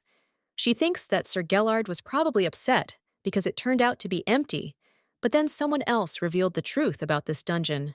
The green-haired girl says that it was none other than his fiancée, Lady Whelan, of the Orlando family, and as far as she knows, he himself healed her when she got hurt in the dungeon. The lady says that perhaps Lady Valen knew from the beginning that Gellard was the god's favorite. After all, she heard that the lady wanted to win the trust of Archduke Lisseltane. The lady says that not only has she picked up a handsome man, but she also has a good reputation and wealth beyond her imagination. She says that she would cry with envy if he were not an illegitimate child. Meanwhile, while rumors about these two were spreading in society, they were having a good time. Whelan turns to her fiancé and says in surprise that it is too much and too much. He objects and says that it is nonsense because he thinks that it is not that much. The main character claims that this is a hell of a lot. Because I'm serious, take it. And he tries to give her 70% of the income from the profit from the magic stone. The young lady realizes that this could cover the entire period of their 2-year contract. Gellard informs her that without her, he would have made the biggest mistake of his life, and this is less than he can repay. The girl knows that in the novella, he really regretted it all his life, although he understood that this was how he showed his nobility, but it doesn't fit in his head. Whelan doesn't want to give him a chance to get out of a promise made on her fingers. She knows that with such a mountain of money, she might still have some left over after buying the title. The young lady recalls that she had only thought about saving for the past 2 years, and therefore was going to find a job, and she wonders what would happen if she became obscenely rich. She assumes that she would then be able to live the rest of her life in peace and comfort. The main character thinks that she will try and buy the title herself, and she thinks that the world has suddenly become so bright, full of beauty and hope. And then she says that it is excellent, and she is looking forward to collaborating with the blue one. Gallard asks how it is with the partner. He informs that from now on, she will receive a share of the profits from his business. And this is a matter of course between business partners, because she will receive 70% of the profits. The girl asks where it says this in the contract. He shows her with his finger on the paper where it was written. The guy says that Waylon, who is responsible for advising the Gallard, must collect information about the magic stones, including their location and equipment, and provide the information to the master. At this time, the main character does not understand how she could see this if it is written in such small letters. The young gentleman tells the girl that she has stumbled upon a dungeon with magical stones, but that does not mean she can plop down on a chair and relax. He says he understands what the lady is trying to say, but suggests she not tell him. Gallard asks if she has ever thought about taking advantage of unearned income. At this time, the main character understands that she interfered with the plot of the novel, and therefore believes that Gallard will not regret her decision for the rest of her life, because it seems to her that she took the burden of regrets upon herself. Waylon says she is honored to have met such an impressive partner as him. The Duke asks his son if he has decided to make his bride his business partner. Gallard says that she is smart and has a keen eye. Kellen thought that she had already noticed or guessed about his love for his son, not to mention what she had found in the dungeon. The Duke sent his doctor as soon as he heard that Waylon was injured, and he reported to the master about the girl's shock. The Archduke doesn't know, but Waylon bribed him. The doctor told the gentleman that she got hurt when she tried to feel a sharp stone, and there are a lot of scars around the wound, so it's not an injury from a fall. The doctor said this because Waylon ordered him to keep quiet about her illness. Gallard tells his father that he taught him that when you reach a dead end, you need to look at things from a different angle. Hearing this, the gentleman thought that he remembers what he taught him, and this makes him very happy. The Duke says that they have been businessmen for too long, and therefore he cannot help except by looking at the situation from that angle. Kellen says that if you compare Waylon, a noblewoman who does not influence business, not to mention work experience, and according to him, she has consumer awareness. The young gentleman tells his father that he never ceases to amaze him, and then he says that he wanted to work with her to get the maximum profit from the minimum of magic stones. Hearing this, the Duke thought that he had not planned to immediately reject his decision, but he had to admit that he should reward Waylon for such a beneficial influence on Gallard. And he did not understand how she managed to have only a positive effect on him. The guy says that the profit from the dungeon exceeds the profit from the vineyard. At this time, the father thought that if they managed to build a relationship and trust each other in such a short time, then it was all thanks to Waylon. And then he says that he approves and offers to let him invest in him. Having scared this guy, he asks his father in surprise if he wants to contribute to his plan, and then asks if he is joking. Kellen says that he thinks he is his first investor, and then asks if that is true, because he thinks he did provide him with swords on the expedition. Receiving investment from Kellen is the highest level of recognition and honor, as he values meritocracy above all else. Gallard screams and tells his father that he certainly won't disappoint him, and at that moment he thinks that he wants to rush to his bride right now and tell her the wonderful news. The guy wondered what her face would be like when he told her that he had received his father's approval thanks to her. He wondered if she would be surprised or happy, or congratulate him. He also assumed that she might choke and cough. The Archduke says that he doubted until the very end, but it seems that he has truly fallen in love and asks if he is thinking about her right now. Hearing this, the boy asks in surprise how he guessed this. The father asks how he couldn't, because he thinks he is a child of dizzying love. At this time, the young master remembered that he only had a strict contract with her that defined their relationship without any room for feelings, and therefore neither he nor Waylon could love each other. Gallard wonders if she's not happy with the way things are turning out. Then he remembers that she didn't seem very happy when he suggested they become business partners. The guy thought that maybe she was upset because she was being forced to do something she didn't want to do, and therefore he thought that he should come back later. But suddenly, the main character asks the groom what he is doing in this place. At this time, he thought that she was not in the room, and then asks where she came from. The girl explains that she was in the library, and then says that even though they are partners, they shouldn't quit their lessons. And at that moment, the guy thought that he didn't even know that she could go somewhere. Gallard thought that he was in such a good mood that he came to her without thinking. The lady asks why he was looking for her, and also wonders if something happened. Gallard thought that the poison from the dungeon must still be in his blood.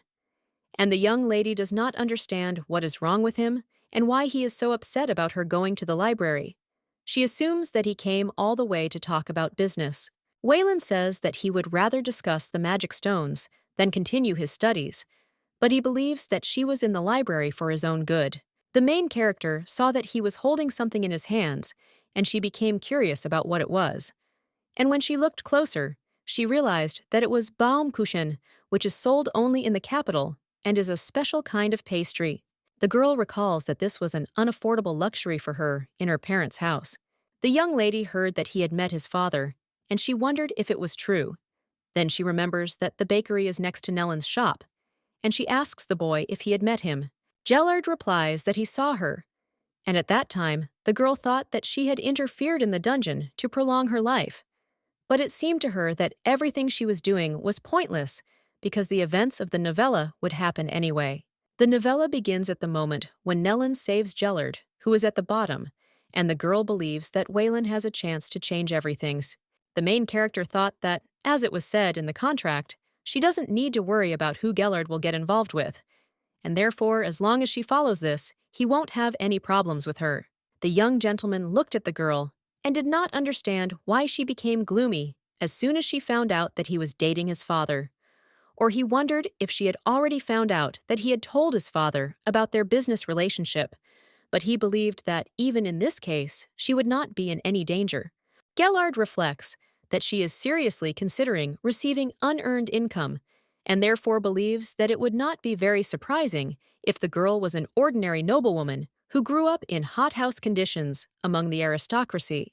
The boy understands that in any case, Viling is different from others.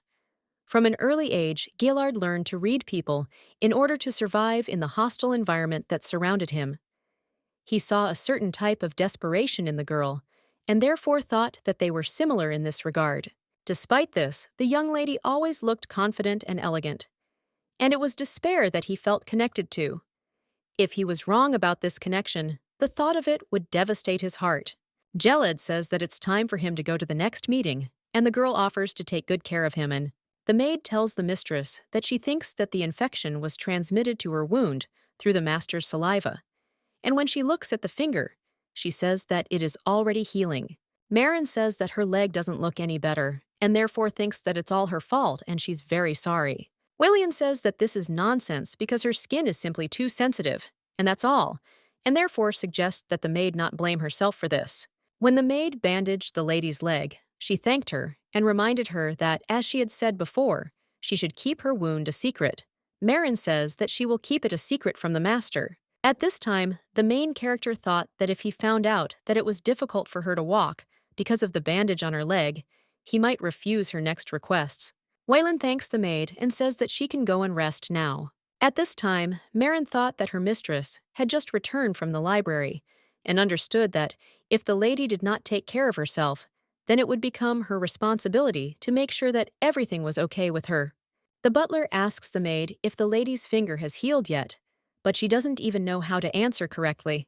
At this time, Mr. Gallard thought that he should go to her right now and suggests leaving a request to use the teleport because he believes that the infection in the finger is a serious reason. The surprised girl asks why he is behaving like this, and she does not understand whether he is thinking about what he is doing since he picked her up in his arms.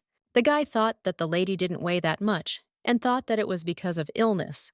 Waylon asks her fiancé to let her go, but he says that only if she listens to him first. The girl looked at him and thought that he was very handsome, and at that moment, she realized that she was thinking about the wrong thing. Gallard says he heard that her finger wasn't healed yet, and then looked at it and thought it didn't look like the wound was infected. The young gentleman asks her to wait, and then tells her that he will bring bandages. At this time, she thought that she always knew that this guy is incredibly strong, and he is known not only for his strength, because he is good at many other things. The girl remembers that in the novel, he was also very experienced in kissing, and she is interested in what it would be like to feel this on her. Wilian realizes that she is amazed that Nilan was able to handle all of this at all. Gallard tells the girl to show him her foot. She says that her foot is covered in calluses, and if it is not treated, it will leave a scar. The guy says that he just wants to examine her and suggests that she understand him correctly. At this time, the main character does not understand what he means, and the guy takes her leg and then removes the bandage. He says that this injury is the very reason why he did not want her to send him to the dungeon. The girl explains that on the day he skipped their class, the day he went to the dungeon, she waited for him for several hours. He was surprised to hear this. Waylon thought that it seemed that Indigo had not mentioned it to him yet. And then she explains that she had not received any news from him, and she could not go into his office while he was not there. Gallard asks if this means she joined the expedition despite feeling unwell. The young lady claims that this is not the case. The young master apologizes because he couldn't warn her in advance and upset her. And at that time, she thought that she deserves this apology. But he is not the type to apologize so easily. In the original novel, Gellert is portrayed as an overly proud man. He couldn't even admit that he liked a man, and even after Nellen's kidnapping and imprisonment, he still couldn't come to terms with the fact that he was gay. The young lady thinks that if he denied deep feelings for this guy, then his apology to her is not so sincere, and suggests that maybe it is easy for him to say this because she is not Nellen. Gellard says he's sorry he made her walk so much, that she got blisters, and for making her show him her feet. The girl says that an apology is enough, and asks him to stand up. She says that she understands that his plans have changed due to an urgent matter, and therefore hopes that next time he will tell her first thing. Waylon says it would be nice to know that he also thinks her time is valuable. He explains that it just never occurred to him that someone would wait for him, which is why he acted so selfishly. The young gentleman announces that from now on, he vows to give priority to his promises to her no matter what, because now they are business partners, and he believes that this is more than enough reason to officially plan their time together. At this time, the main character thought that at first, she was a little taken aback by this, but this relationship as a business partner begins to irritate her. The guy looked and thought that she still seemed unhappy with this business partnership, and therefore thought that he would have to convince her otherwise. However, he wondered if this would work at all, since it seemed to him that the lady was not so interested in him. Waylon was the first girl who was clearly not charmed by his dashing appearance, and she was the girl who showed no interest in him at all.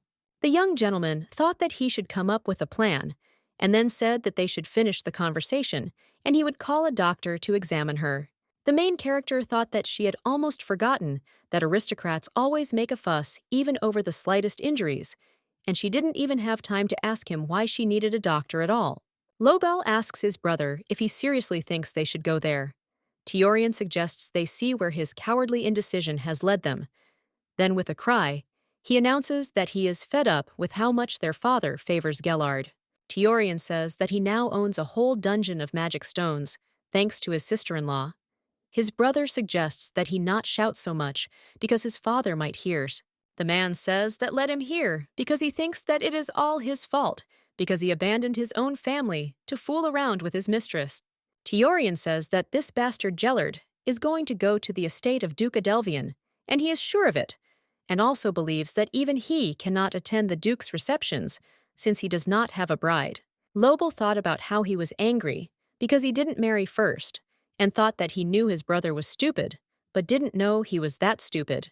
An hour earlier, the Duke's eldest son thought about challenging his decision and investing in that bastard's new venture, and then tells his father that he heard that he went to bed with a Gellard. Father says he thinks he should explain why he didn't show up for the Gellard's engagement party.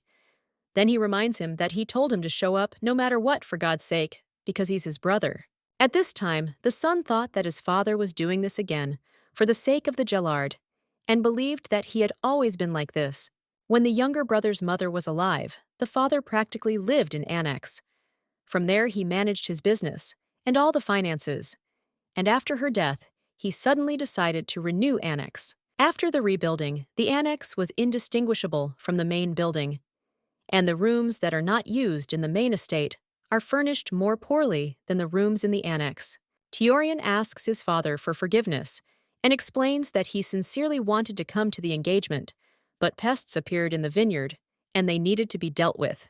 The father says he doesn't want to listen to his excuses, but the son claims that it's true, and he was busy.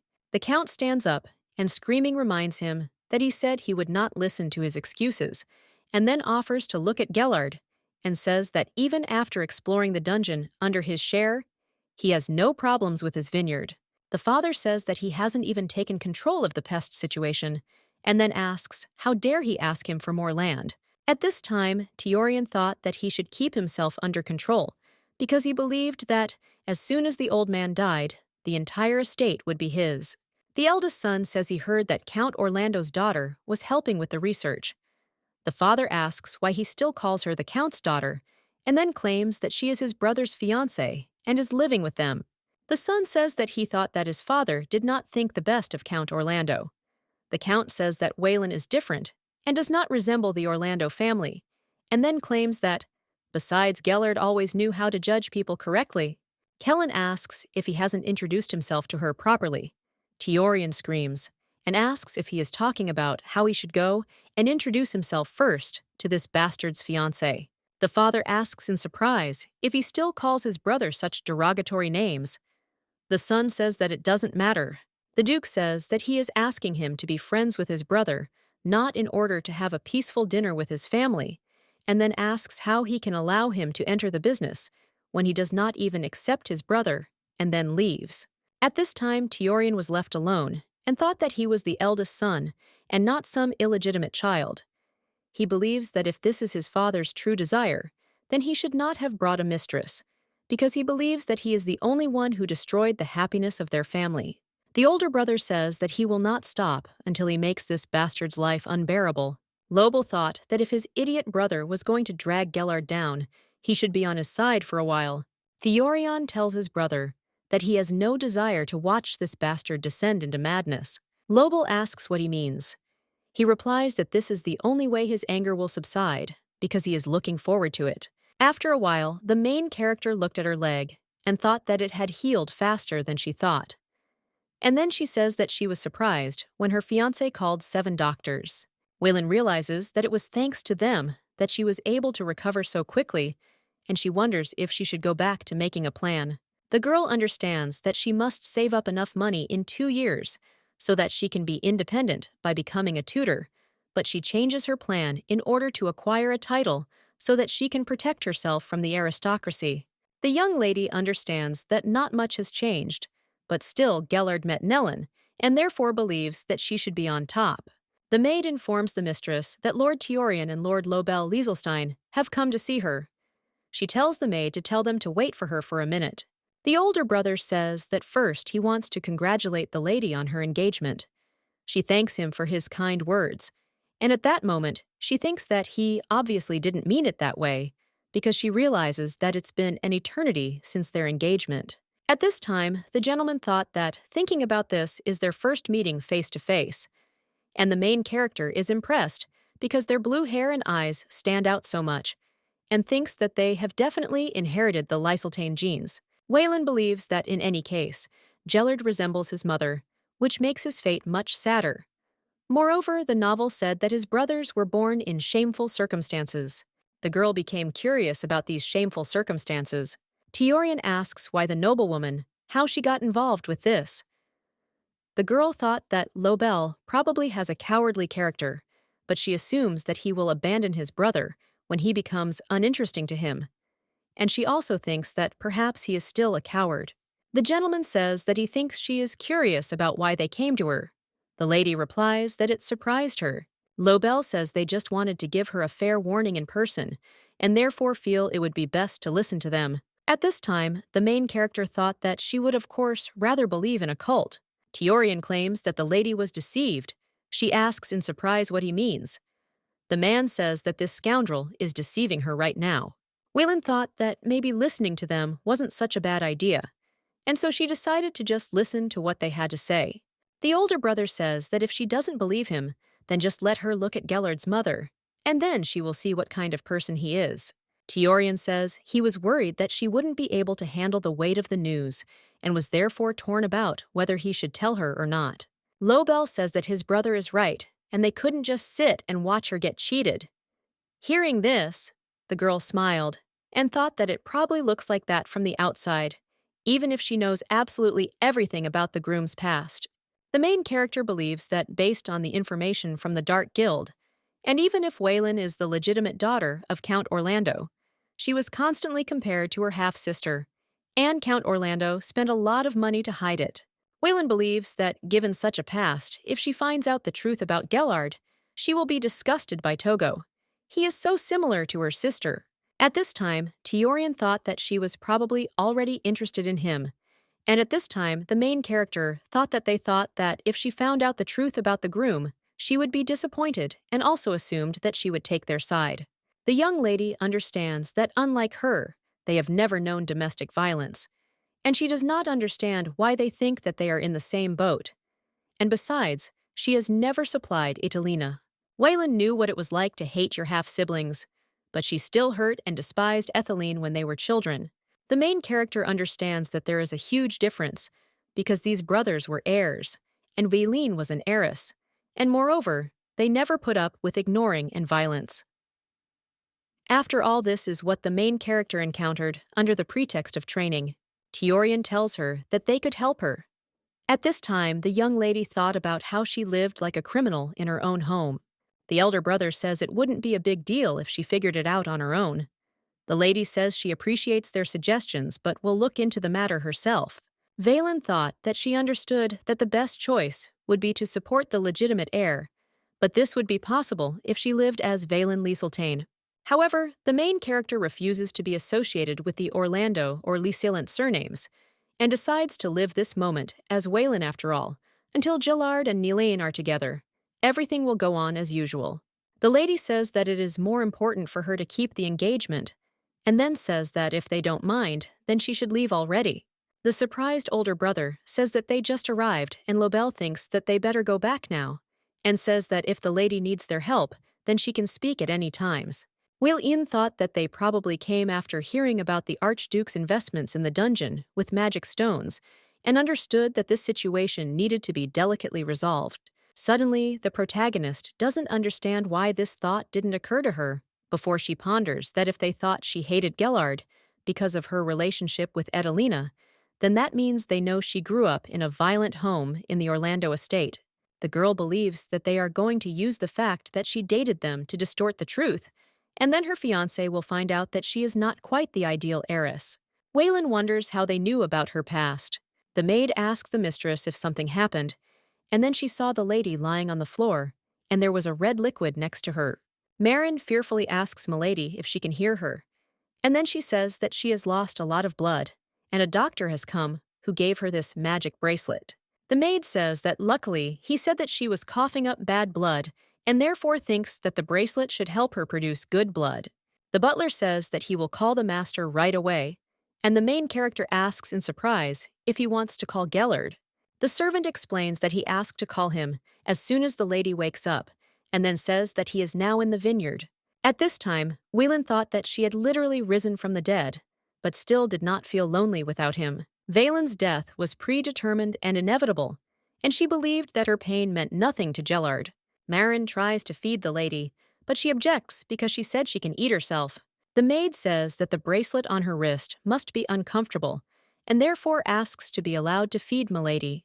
The main character thought that if she were in her shoes, she would be in great shock seeing her mistress faint. She understands that this has begun to happen much more often now.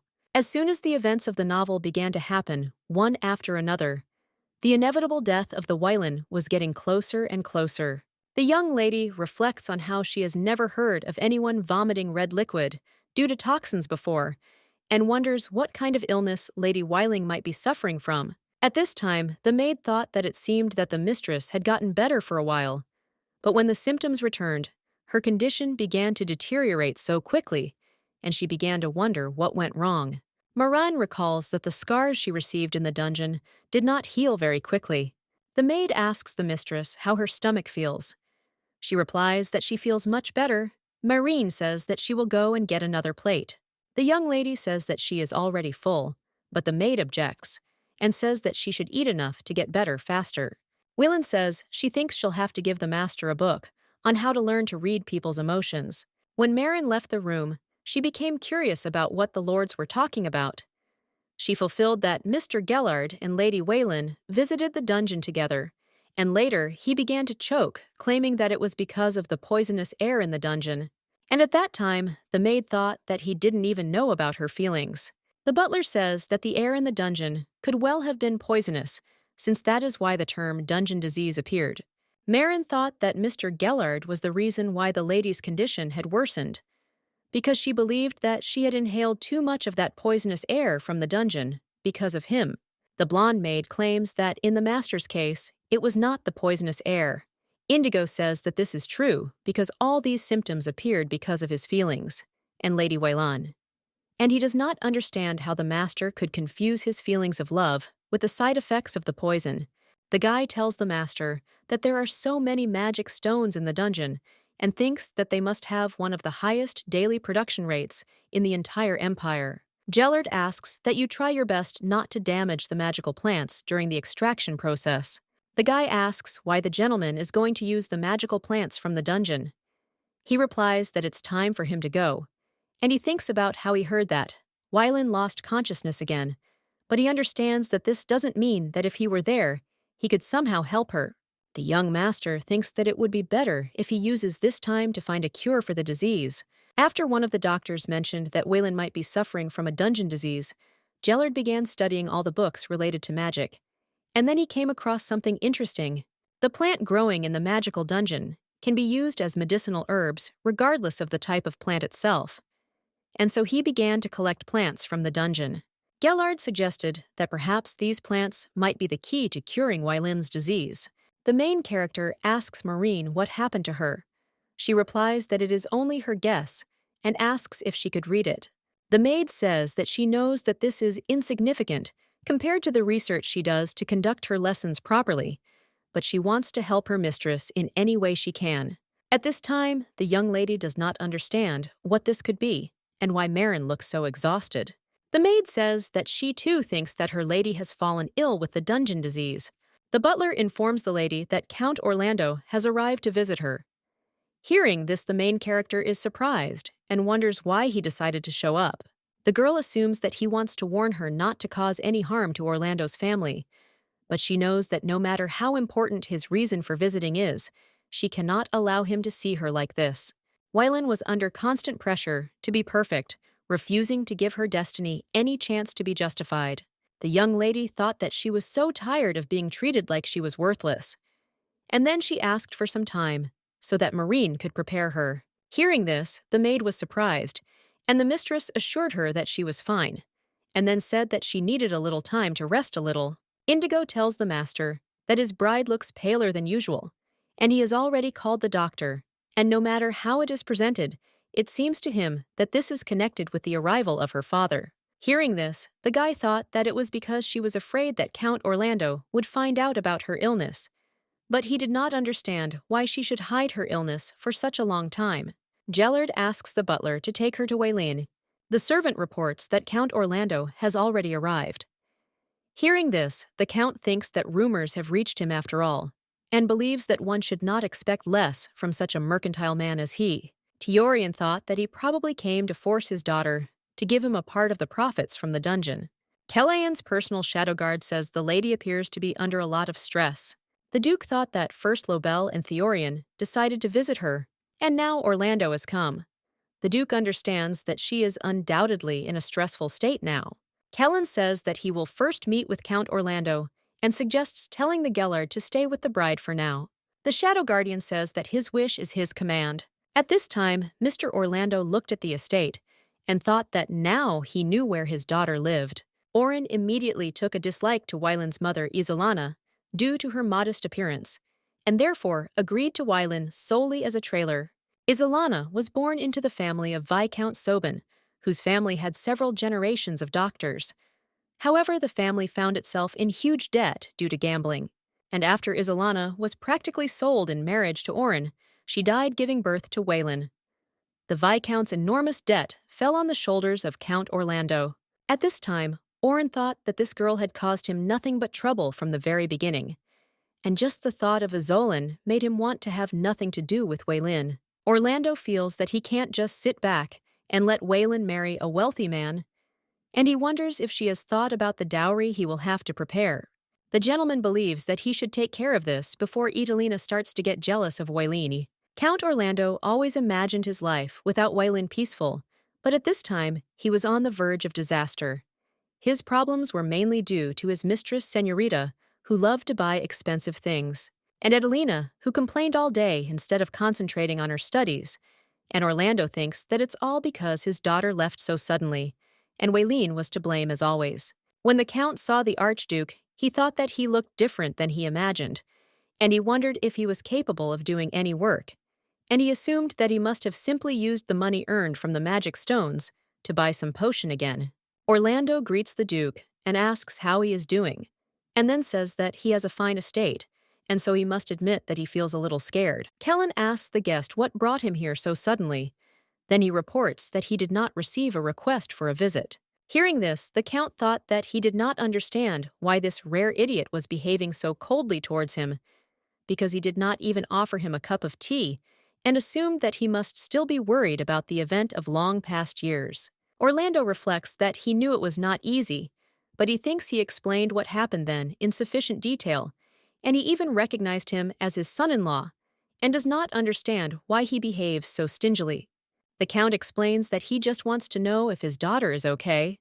The Duke replies that Waylin is fine, and he would even say that she is a little better now than when she lived with him in a tiny attic. Having heard this, the man does not understand how he found out and assumes that his daughter told him. The gentleman asks what good will happen if people find out that he lives in the attic, and then asks who else can live there as well as he does, and therefore suggests not even hoping that he will sympathize with him. Orlando thought that his daughter couldn't say that, because she thought he was all she had left. He assumed that she would never be able to trust a man she had met only a month ago. Father Waylin asks which attic his lordship is talking about, and then asks if his daughter told him that they had built her into the attic room as a dressing room. The man explains that they were planning to install a fashionable chandelier there soon, and were also thinking about throwing a party once the renovation was completed. And at that moment, he thought that in fact this is now Etelina's dressing room. The Duke asks in surprise if this is an attic extension for a dressing room, and then says that he must be talking about his other daughter. And at that time, the gentleman thought that he already knew all the details from the Shadow Guard's report, but he still could not believe that he could so brazenly lie to his face. Kellen wonders if this wasn't his second daughter's closet. Then he argues that it would be impudent to hold an event after Waylin kindly offered her sister her room. The Duke asks if he thinks this is disrespectful to the guests he is about to invite. Hearing this, Orlando does not understand how he found out about all this, and he thought that if he already knows everything, then he will not be able to get out of this, and thinks that it will be much more effective if Waylin comes to this room. The guest screams and asks if Waylin told him this, and then asks where she is. He says to bring him his daughter, who has dishonored the family name, so that he can prove otherwise. Hearing this, the Duke thought that he knew that this man would resort to something like this, and therefore he considers it obvious that he is going to sit her down and make her answer in a way that is advantageous to him. Kellen understands that she has been brainwashed from a young age, and therefore believes that there is a high probability that she will do as Orin wants. The Duke realizes that instead of letting him know about her illness and causing more problems, he thinks it's even better that she's not here, and he thinks he should try to help her if he wants to make Orin's life difficult and also protect her from his influence. The gentleman understands that this will not be an easy task, especially after what happened, and he suggests that he can distract his attention from his daughter with food. But the important question is how to properly take revenge on this bastard. Kellen asks why he really came here.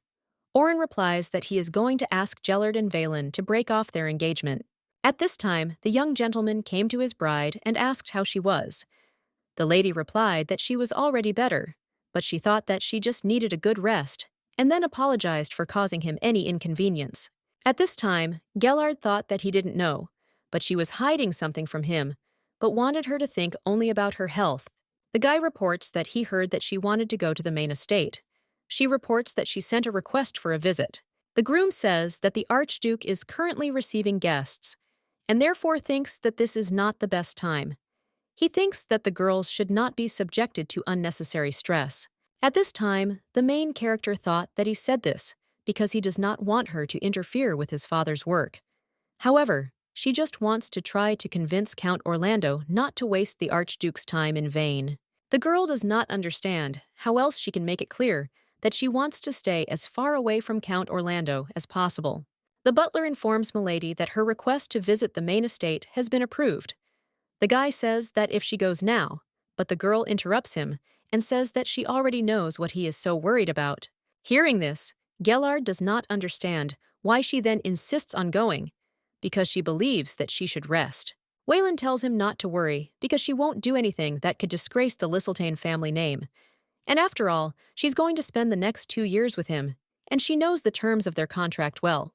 However, the young gentleman suggests that she wait, and the girl says that if it is something urgent, then she suggests that they talk about it another time. Gallard thought it was disgusting because she saw him as nothing more than a contract partner. And he spent time trying to look good in front of her, and she didn't even pay attention to him. The guy doesn't understand how he can make her look at him differently.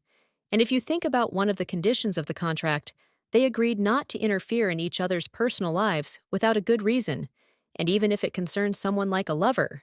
The young gentleman understands that he only made things worse for himself. At this time, the main character thought that if suddenly the Archduke decided to take his father's side and abandon her, then she would have to try to stop it. The girl understands that the reason why the Archduke did not want to accept her is connected with his hostility towards her father. However, the Archduke is also unable to resist Gellert, and because he insisted on the engagement with her, Wayland believes that this means that he has gotten better, and now that she has discovered a dungeon with magic stones, thereby earning his trust, then most likely he will want to continue to act in her favor. The main character believes that she must show him that she is no longer Orlando, and thus no suspicion will fall on the Gellard in the future. At this time, the Archduke thought that he wanted to break off the engagement, and could not understand whether he was out of his mind or just a stupid plan. After all, he did not think that Oren was greedy enough to use his daughter's engagement for his own benefit. The gentleman understands that, from what was said earlier, Wayland was brainwashed as a child, and therefore believes that Oren has a huge influence over her. But if we proceed from the fact that she left home not for marriage, but for engagement, then most likely the girl really wanted to run away from home. Kellen is thinking that all the years spent brainwashed will not pass without a trace. And Oren probably knows about it, which is why he showed up here without an invitation.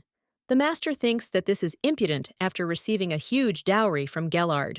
Gellard offered the Orlando family a substantial sum of money as a dowry for Wayland's hand and heart, although no one told the main character about this.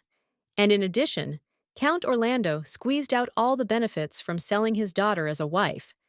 And if everything went as usual, Wayland would be a pawn in the plan of her greedy father. The Archduke thought that he needed to finish as quickly as possible and find a way to help Waylin. The servant informs the master that a young lady is coming to them. Hearing this, he thought that she had used the permission to visit that he had given her in passing, and thought that maybe she had come to support her father. However, the gentleman understands that this could be a good opportunity, and if her father essentially shackled her mind in shackles, and she did not allow even the thought of freeing herself from these shackles. Kellen thought that he could show the girl that it was possible to fight back, and then she would finally understand that Oren was just a fool. The Duke thought that if he did this, she would trust him, and then said that it seemed that Wayland was already in a hurry to greet his Count Orlando. The man says that he knew she would want to see her beloved dad, and then he looked at the gentleman and says that he thinks he is deep in thought. Oren says that he thinks his proposal to break off the engagement was a bit unexpected, and then says that they realized how much they miss her. The man says that Edelina was upset when her sister left, but the señorita was the one who was especially sad after her departure. Hearing this, the Duke does not understand how he dares to talk about these women in his presence.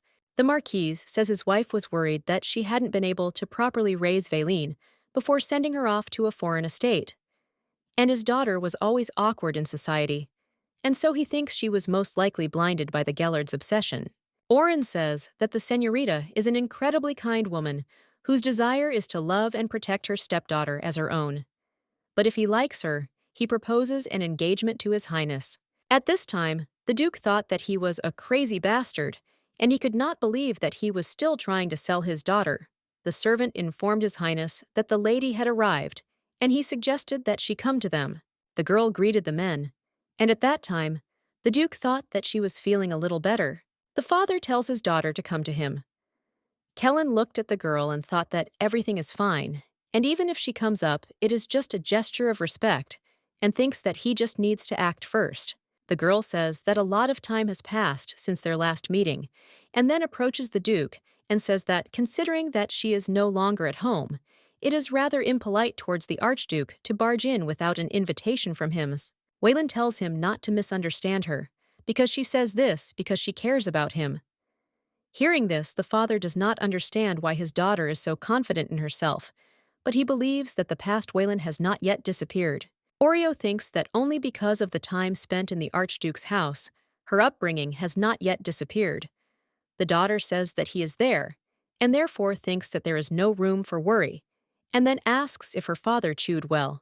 The Marquis replies that of course not, and then asks how they can be good without her.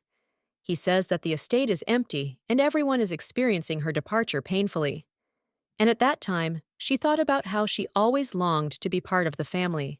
The father thought that he was giving her the love that she so desperately wanted to receive from them, and believed that if she wanted to be useful, then let her do so.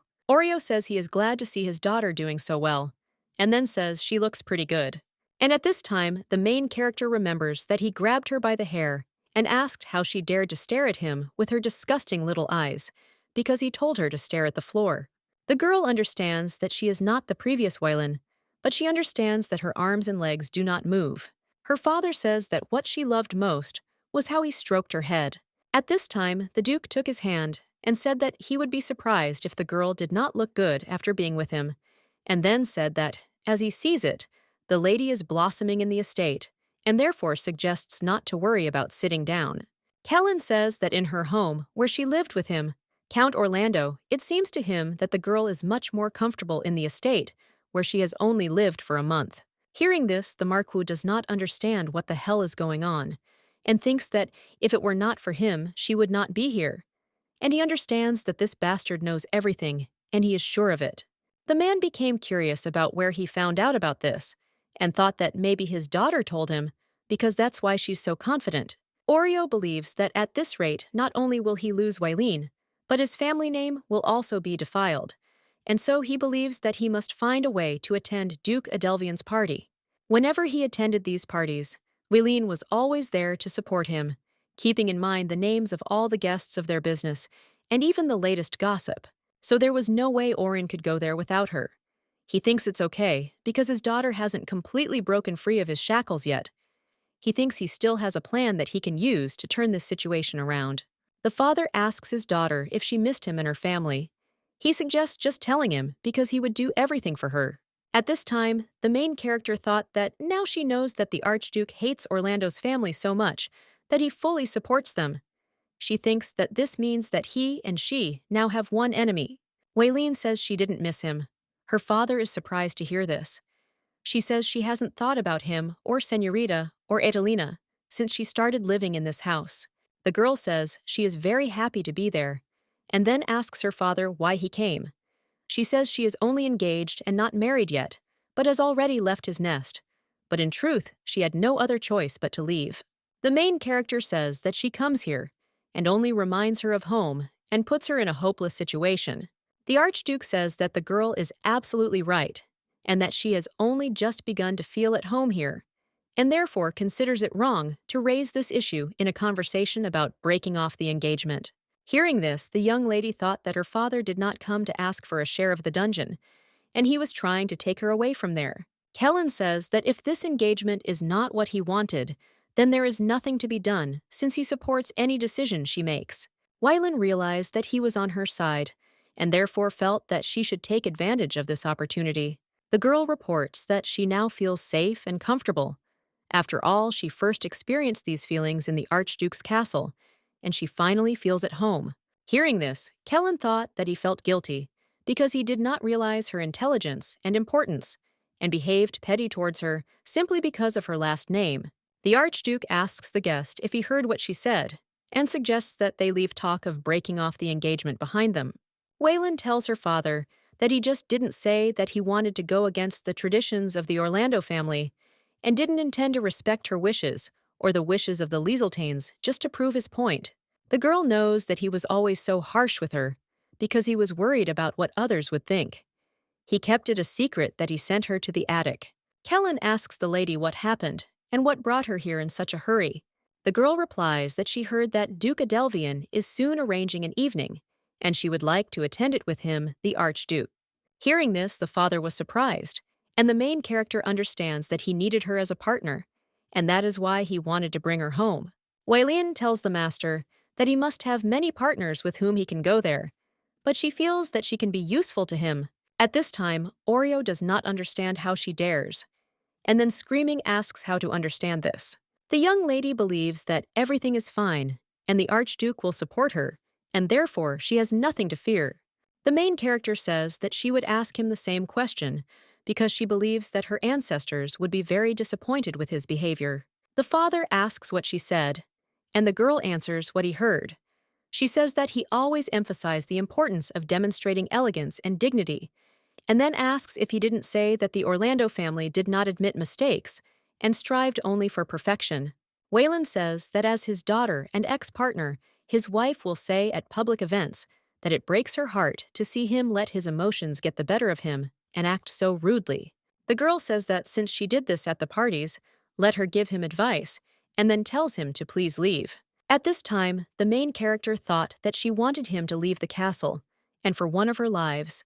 When Dad left, the girl thought about how she was afraid that he would make a terrible scandal. She does not understand why she was always so compliant and why it never occurred to her to confront him.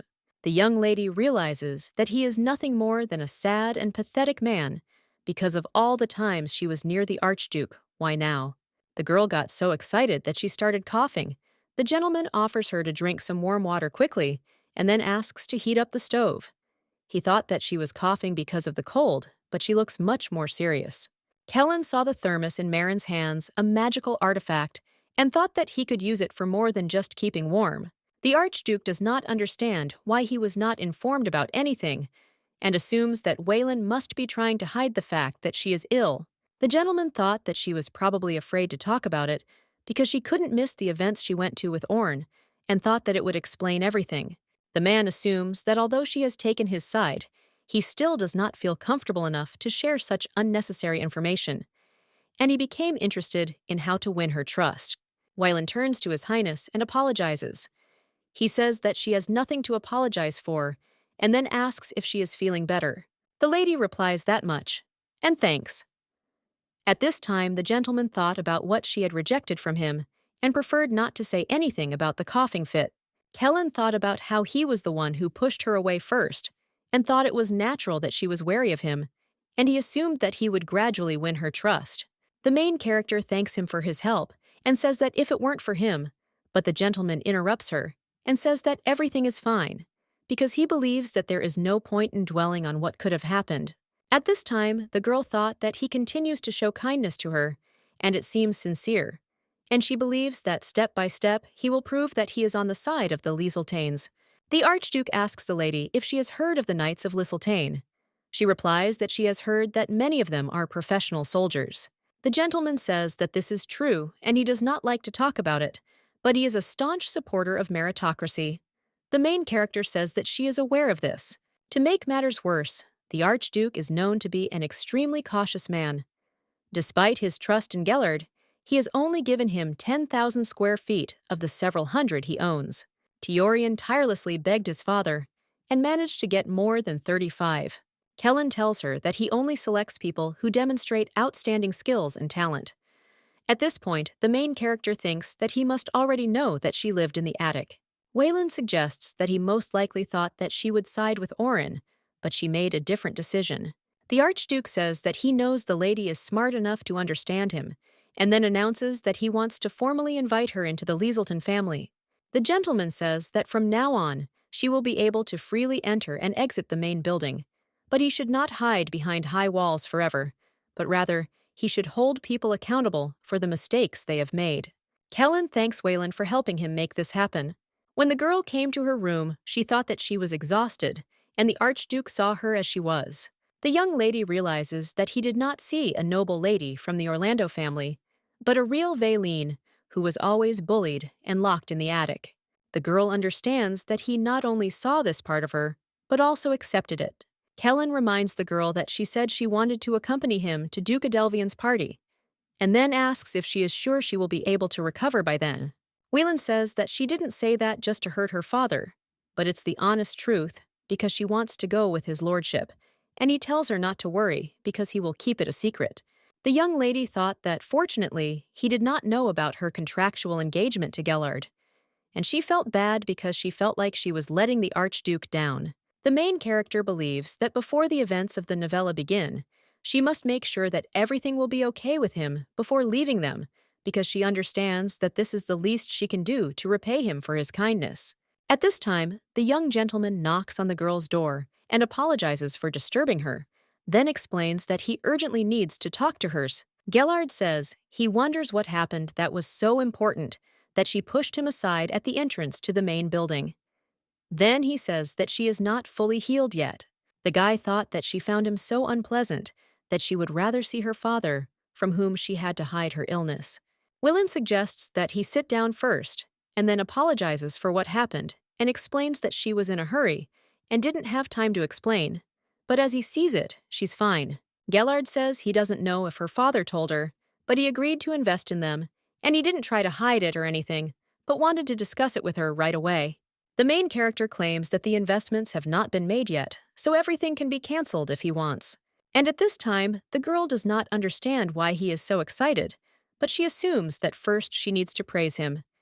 And she says that it is wonderful. The young gentleman says he couldn't have done it without her help, and the girl objects and thanks him for his hard work. The guy asks why she speaks like that, as if she is making excuses, but he wanted her to understand his intentions correctly and explains that he didn't want her to think that he had secrets. Waylon asks why he thought she would misunderstand him at all. At this time, the young gentleman thought that he had already forced her to become her business partner, but he was afraid that she would hate him if he also told her about the investment. But he did not understand how to tell him this. Waylon asks if he thought she was upset about becoming his business partner, and then says that she is not, and explains that at first, she thought it was not her area of expertise, but was glad he asked. The girl says that maybe they live due to circumstances, but to be honest, they still know absolutely nothing about each other.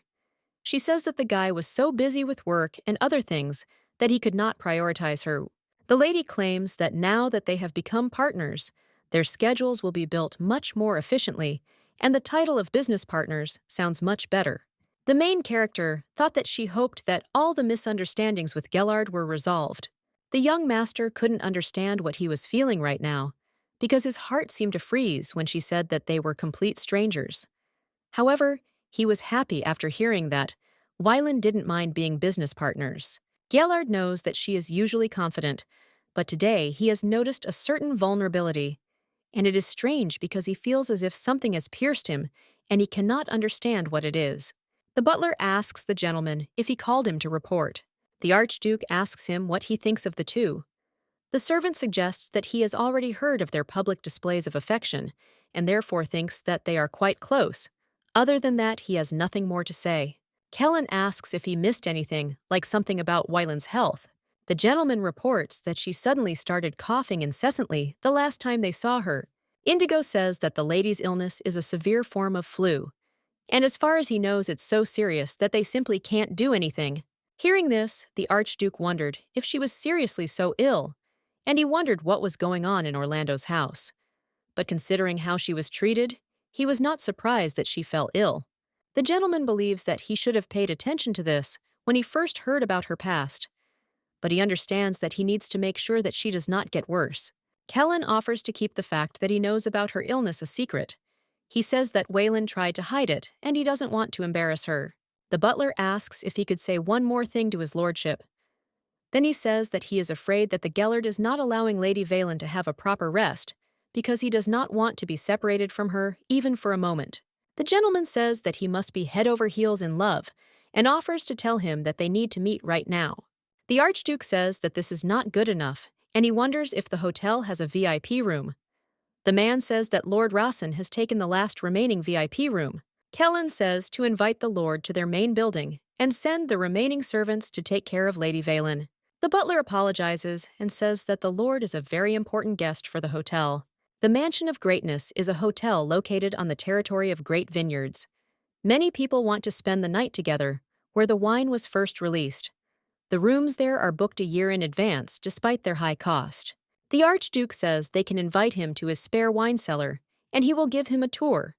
And this cellar is also known as a wine lover's paradise. Even a sommelier with a key to the wine cellar of the Imperial Palace would envy this treasure trove. The cellar, renowned for its first-class security, is famous for the fact that only the Archduke of Lieseltane himself has the right to enter it. The butler asks his lordship if he is sure, as he believes that he will have to deal with the consequences of public opinion.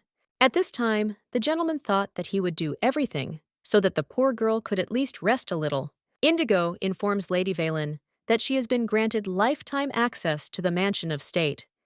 She is surprised and asks what he means by lifetime access.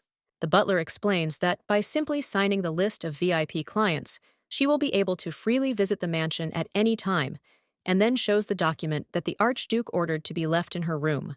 At this time, the main character does not understand what is happening. Indigo says that with a panoramic view of the magnificent vineyards and the best wine in the country, she will be able to recover both body and soul. Gallard asks if she thinks it's worth going there. At that moment, the girl thought that she would be happy to rest a little, because she wanted to be alone with herself, away from her father and the señorita, and from anyone else, since she had already gone to that length. Waylon says that going on vacation at a critical time somehow, and the guy tells her not to worry about it because she needs rest. Gallard thought about the fact that his father was referring to Waylon's health, and believed that he deliberately emphasized recovery, and therefore was aware of her condition, and therefore believed that then he could ask him to call a priest or a wizard for Waylon. The guy thinks that maybe they can find out more information about her illness. The main character reports that the Archduke made every effort to arrange this vacation for her, and therefore considers it impolite to refuse. The girl says that she will only be gone for a couple of days, and he suggests that she go through and have a good rest. When the girl arrived at the Mansion of Greatness, she thought that the list of VIP persons included every single influential man and woman of the empire. And she understands that while she is there, she needs to establish relationships with them, because she believes that this will help Gallard in business affairs. The manager says that his name is Rudolvin, and he works in this mansion, and then invites the lady to follow him as he will show her the room. Waylon was surprised by how beautiful this place is, and how great the service is. Then she asks the maid if they are in heaven. The manager thought that the lady's manners were impeccable, and during her 30 years of experience in the Mansion of Greatness, he had seen many times how the unusual beauty of this place made aristocrats forget even the most basic rules of behavior. Rudolvin believes that the lady was speechless for just a moment, and he has never seen anyone come to their senses so quickly. The man thinks that Waylon is elegant and has exquisite taste, and that it would be difficult for the Archduke to impress her. The manager realizes that for the first time in a long time, he will have to work much harder. He believes that she must mean a lot to the Archduke, since he dared to cancel Lord Racine's reservation. And so he will do everything to provide her with the best service. Rudolvin tells the girl that they have arrived, and this is her room. He says that, welcome to their most spacious room, with a stunning view of the vineyard. Waylon thanked him for his help, and thought that he wasn't talking about the royal apartments. The royal apartments in the Mansion of Majesty is a room so beautiful that the emperor himself wanted to buy it. Although he was unable to purchase the room since then, this room is reserved for members of the imperial family. The main character realizes that the Archduke gave up all the profit he could get from this room to allow her to live in it for free, and she wonders what amount we are talking about. And when the man gave her the keys to the royal apartments, the girl thought that maybe it was some kind of mistake. At this time, the manager thought that he did not expect less from her, since she had just been handed the keys to the royal apartments, and she did not even bat an eyelid. Rudolvin understands that he must do everything in his power to help such a calm and beautiful person as she is, and he wants the lady to quickly enter the room in order to give her information about the disease of the dungeons. The maid suggests that the mistress hurry to the room, and the main character thought that Marine was rushing her so much, and thought that he must want to see the royal apartments as soon as possible. Weilin suggests that she take a good rest before dinner. At this time, the guy with red hair asks in surprise what to understand, and then says that he thought that the royal apartments were inaccessible. The manager asks Sir Dolar what brought him to this floor, and he replies that he can go wherever he wants. Hearing the name of this man, the main character realized that this man was Doril Adelvion, and in the entire empire, there is no one who does not know his name. Dorel has exclusive rights to all magic processing technologies in the empire, and he is not only the sole heir to the family fortune, but also a renowned genius. Adelvion became the current emperor's personal tutor, and later his best friend, despite being his age, and he is also known for other traits. The gentleman asks who this lady is, and why she holds the keys to the royal assortment. Weilin knows that he has quite a personality, and is known more than anyone for his snobbish nature. Growing up as the only heir has only strengthened his sense of self-worth. The main character understands that, nevertheless, he is one of those characters she wanted to meet, and she cannot believe that she ran into him like this. Dolar is one of the few straight characters to appear in the original novel, and he was handsome noble in birth, tall in stature, and was met with great enthusiasm by readers. However, it turned out that he was straight after he rejected the emperor's advances at the beginning of the novel. This was sad news for readers who wanted to see a secondary couple in the plot. However, Dorel became a good friend of Nellin. The main character knows that he gave a little respite from all the melancholy in this story, and therefore she was able to finish reading the novella without any problems, and for some reason it seems to her that she met an old friend. Weilin muses that she could always run into him at one of the parties, but she is happy that she ran into him like this, and besides, he doesn't really care about social status, and so thinks that this could be an opportunity to help the Gallard. The lady greeted the Duke, and said that her name was Weilin Lieseltane, and that she was pleased to meet him. The guy looked at the girl and thought that she wasn't very pretty, but was dressed quite elegantly, and then he said that he didn't think she knew who he was. The lady says that of course he is Sir Adelvion, and at that moment, she thought that it is no secret that many women wanted to become the next Duchess of Adelvion. After all, that is why they chased him, even if they were already married. The gentleman thought that she must have approached him for personal gain like everyone else, and he wondered if she really thought he was an idiot. Dolar took the girl's hand and then shook it harder. Marina asks Milady if she is okay, and the lady replies that everything is fine. At this time, the gentleman thought that he did not want to squeeze her hand so hard, but just wanted to show that he was not a fool. The maid asks the mistress to show her her palm, but the lady objects and claims that everything is fine, and then says that she must have scared him and asks if he is okay. Hearing this, Dolar thought that she was worried about him, but she thought that only she was in pain. At this time, the main character thought that he definitely blames himself deep down inside, and she knows that he still has no experience dating, and maybe he is used to shaking hands with men, but has never held hands with a woman. The girl thinks that he squeezed with the force he was used to, and that's why he was scared of her reaction. And then she remembers that she didn't notice his name on the guest list. The lady wondered why he came to the royal apartments without even reserving them. Weilin asks the gentleman what he's staring at. He says that if she has something to say, then let her say it, and then says that if she's upset that he almost broke her palm, then let her say it to his face. The girl doesn't understand why he started defending himself because she just asked if everything was okay. She remembers that in the novel, he was described as an unpredictable character. It is because of this trait that he was so loved by readers and rejected the emperor's feelings. And not to mention his personality, he is Adelvion, and she is the only person there who has something to lose, that is she. The lady apologizes and then says that she must have offended him. At that moment, the girl coughed and asked the maid for some water and left.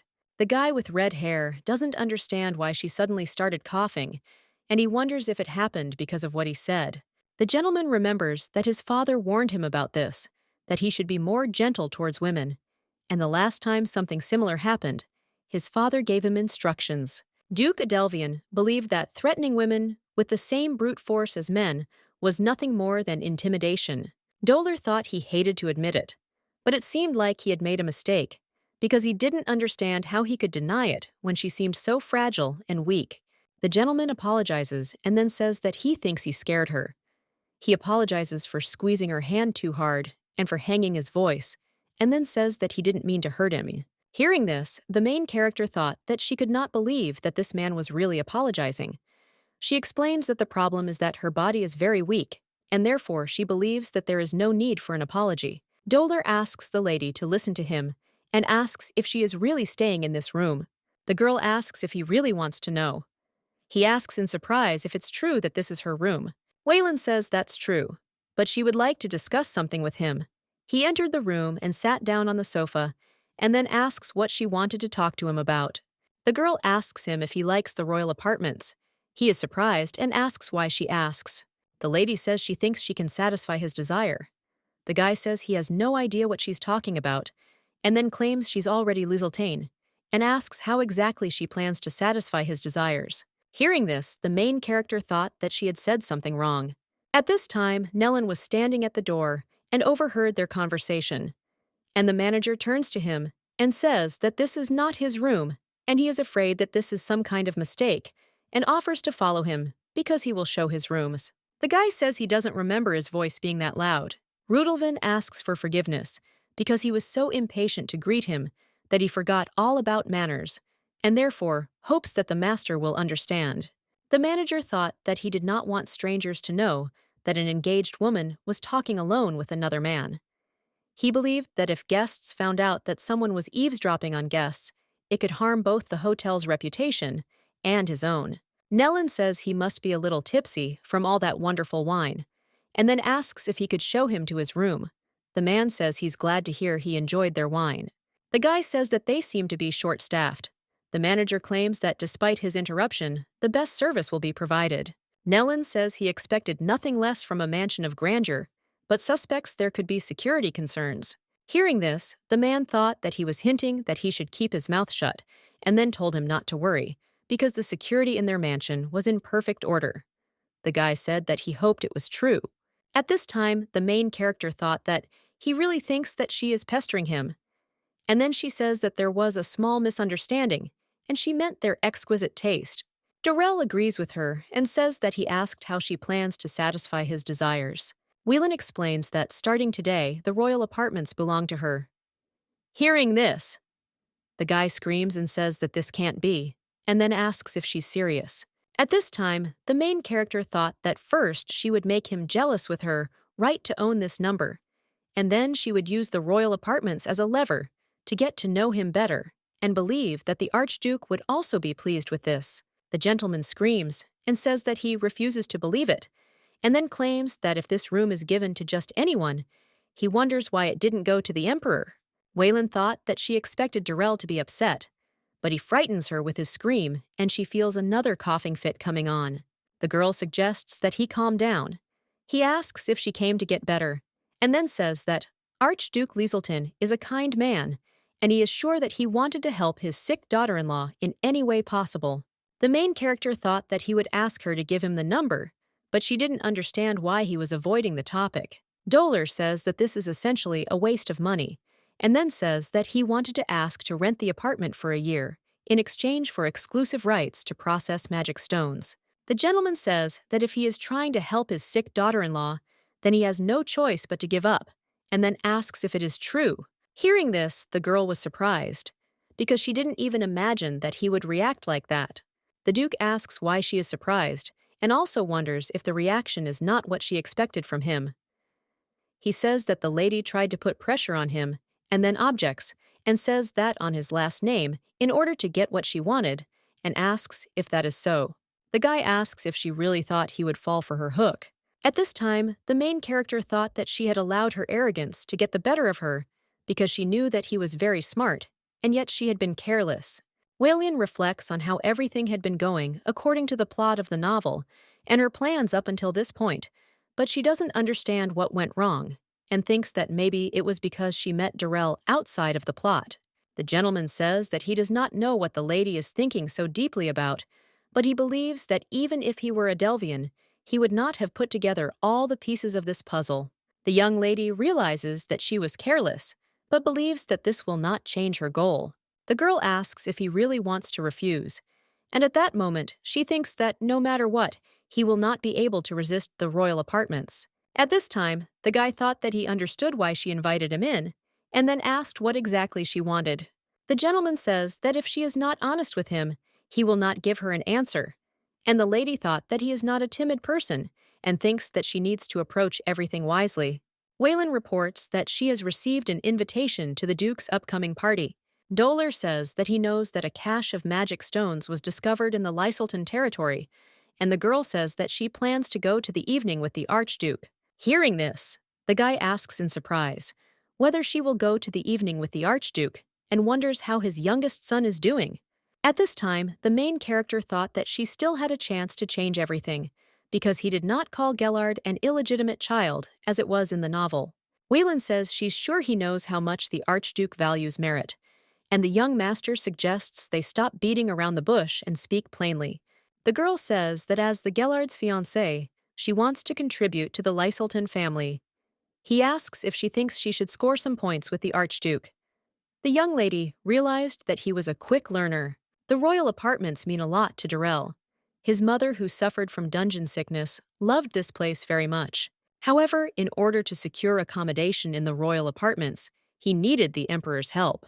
But every time he came to him for help, the emperor asked Dolar to support him by the hand or hug him, and sometimes even kiss him on the cheek. The main character understands that she is irritated by all his outrageous requests, and he could not wish for more access to the number without the help of the emperor. The gentleman agrees and says that from today on, she is officially friends with Darrell Adelvian. She asks in surprise if she will be his friend.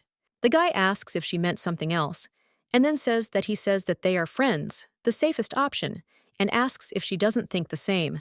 The young lady thought about what she had planned to agree on in advance, and their stories, but not friends. Darrell asks what she was going to tell the Archduke when he asks how she knows him. She's not quite sure what she should say, and he insists that friends are better than lovers. The guy says that he will be using the royal apartments quite often, and therefore thanks in advance for the help. She says that, of course, she expects him to help her in return. The gentleman shakes her hand and says that he almost forgot, and then asks how he can contact her and wonders if it is through the stone. Wayland says she doesn't have it, and so she'll have to send letters. He says it's too long, and then gives her a gift, and claims it's good that he fully charged it before leaving, and so offers to take it. The young lady thanked him, and thought that he was really giving her something so valuable. A connection stone is a type of artifact that does not work without protected magical energy.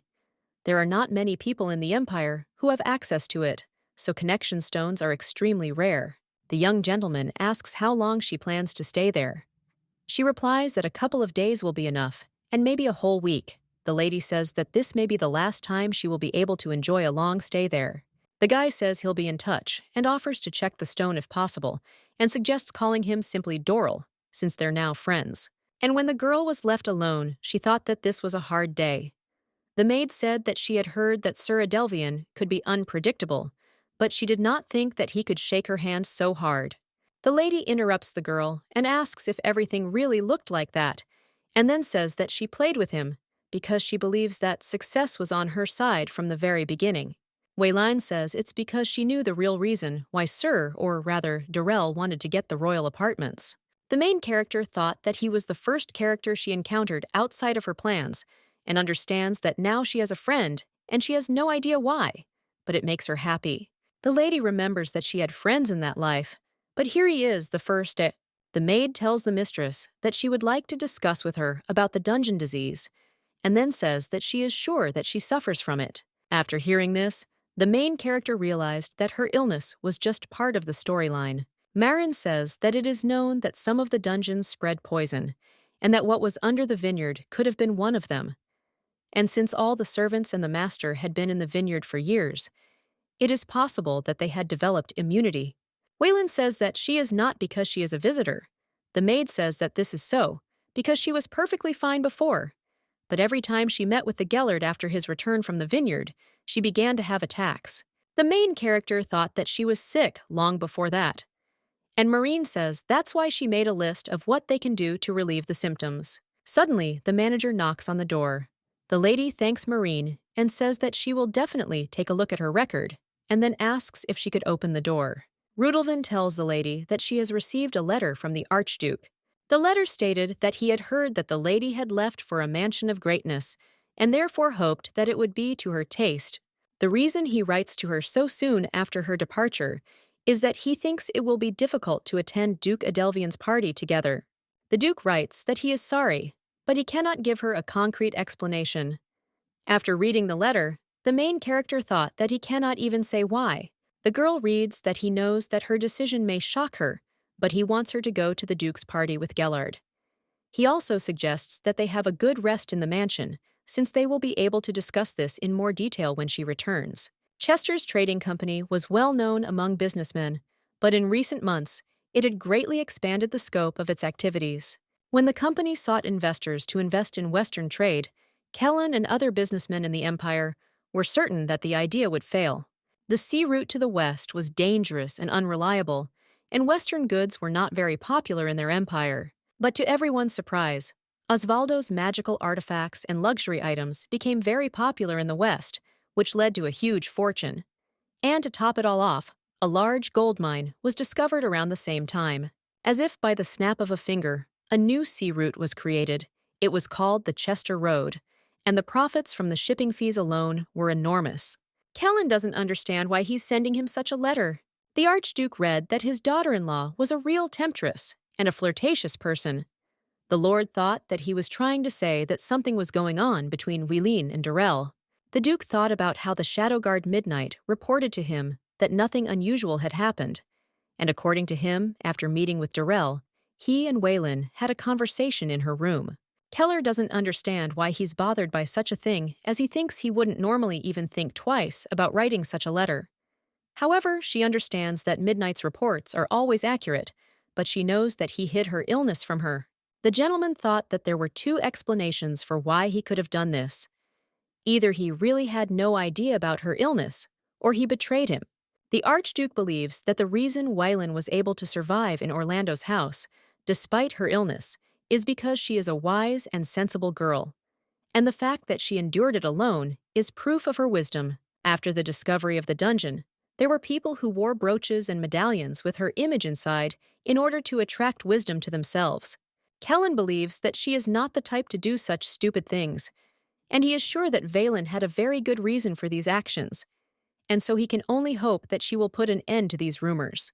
The girl says that she sent her answer to the Archduke, and now she needs to contact the Gallard. She wonders if it is worth sending an express courier. The maid says that someone is on their way, and then asks how about Togo just waiting. She asks if they can then continue their conversation, since she never heard her out. Marin says she was just about to tell her that there are ways to ease her symptoms, and she wanted to prepare these notes as she does for her classes.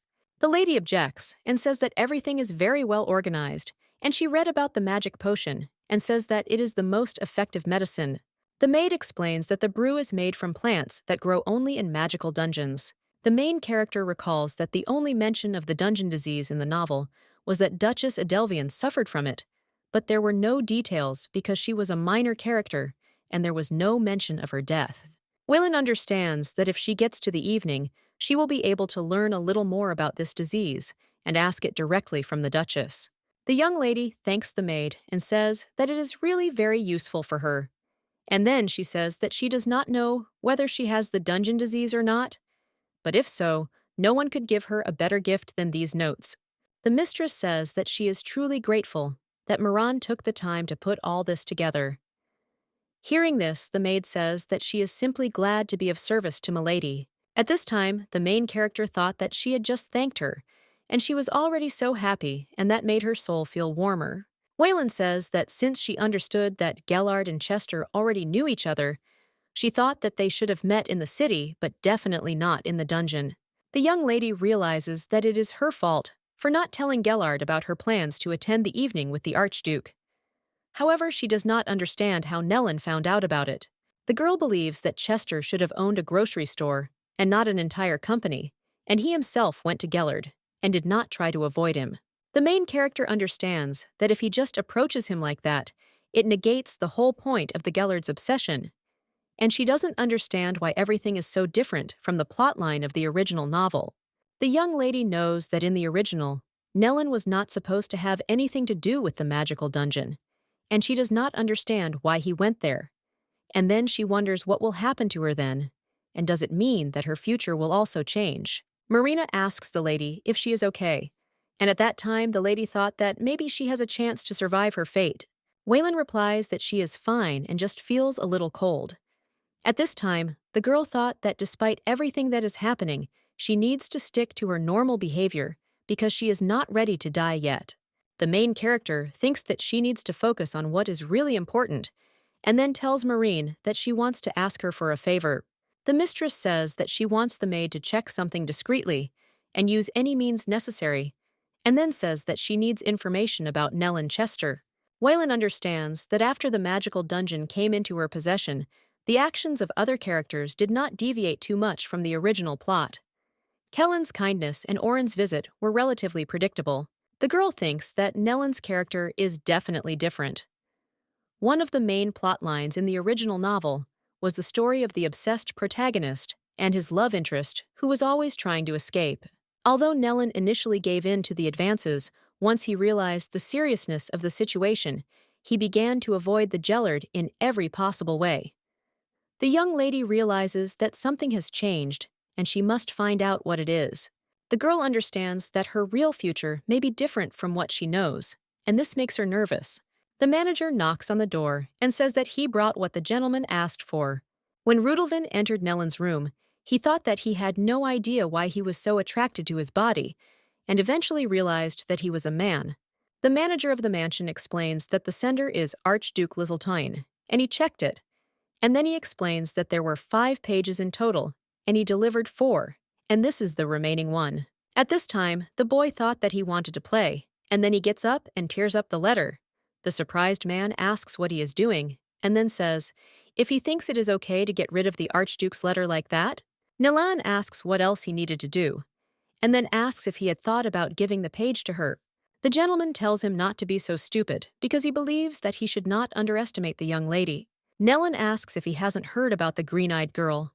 Then she says she'll do everything in her power to find out why she's missing a page. Rudelvin claims that this was confidential information, and the gentleman asks who gave him this confidential information again. The guy pulls out a sword and says that the manager better watch how he looks at him if he doesn't want to lose his head, and then suggests that he stop staring at him like he's that nasty guy. Nellen asks if this is the only letter she has received. The man replies that there is another one from Gallard.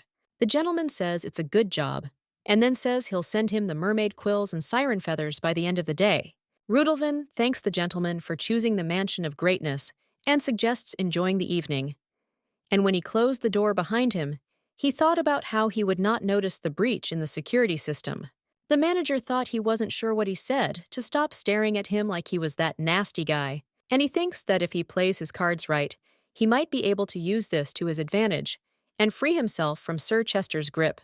The man realizes that the nasty guy definitely means what it means. Rudelvin believes that this could explain why there are no mirrors in his room, and suggests that there must be a way to dig up more information, because then he will stop blackmailing him. At this point, the guy thought that this manager was an idiot, who actually thought he could outsmart him, and so he thought it was surprising that he noticed the lack of mirrors. Chester remembered that he had said this guy twice, and thought that it sounded the same, and he didn't understand when these lecherous men left him alone. Nellen thought that even though he couldn't look at himself, he still needed to buy a couple of mirrors. The young gentleman reads a letter, which says that the young lady had planned to attend an evening with the Archduke, but he would not be able to accompany her. And so she hopes that he will be able to go with her, and then apologizes for such a short note. At this point, Gallard thought about how he himself had suggested that they not interfere in each other's personal lives. and so he believed that he had no reason to be upset that she had invited his father. However, the guy does not understand why, but he is still upset. But he thinks that it is all because of that guy. He recalls meeting Nellen Chester, who was the owner of a leading trading company. Gallard thought that he had not met him before, but it seemed that this man was quite hostile. The young gentleman says that he congratulates him on the safe return of the merchant ship and then bows. Surprised Chester asks if he knew about it. Then the guy asks what he means. Nellen says he heard of his engagement to a very sociable young lady. Then he reports that it didn't take her long to befriend another man upon her arrival at the mansion of state. Gellard asks in surprise what he is talking about. Nellen says that he probably didn't know, and then apologizes because he didn't mean to embarrass him, and the gentleman suggests finishing the conversation since he has already started. The young man says that he is still in a relationship. Gellard asks who he is and what kind of nonsense he is talking about. Chester replies that he is surprised that there are things that the gentleman still does not know. Then he asks why they do not continue this conversation at the meeting of Duke Adelvian, since he believes that he has a bride, and then this time he must be there. Hearing this, the young gentleman does not understand why he speaks as if he already knows him, and the guy suggests waiting because he thinks that this time he will not be able to attend. Gellard asks why surprised.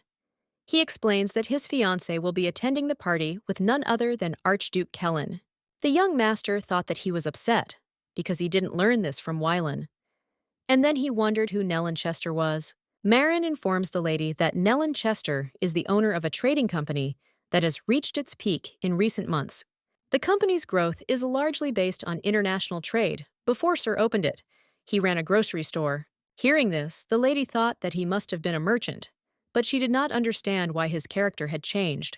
The maid says there is no information about how exactly he opened this business.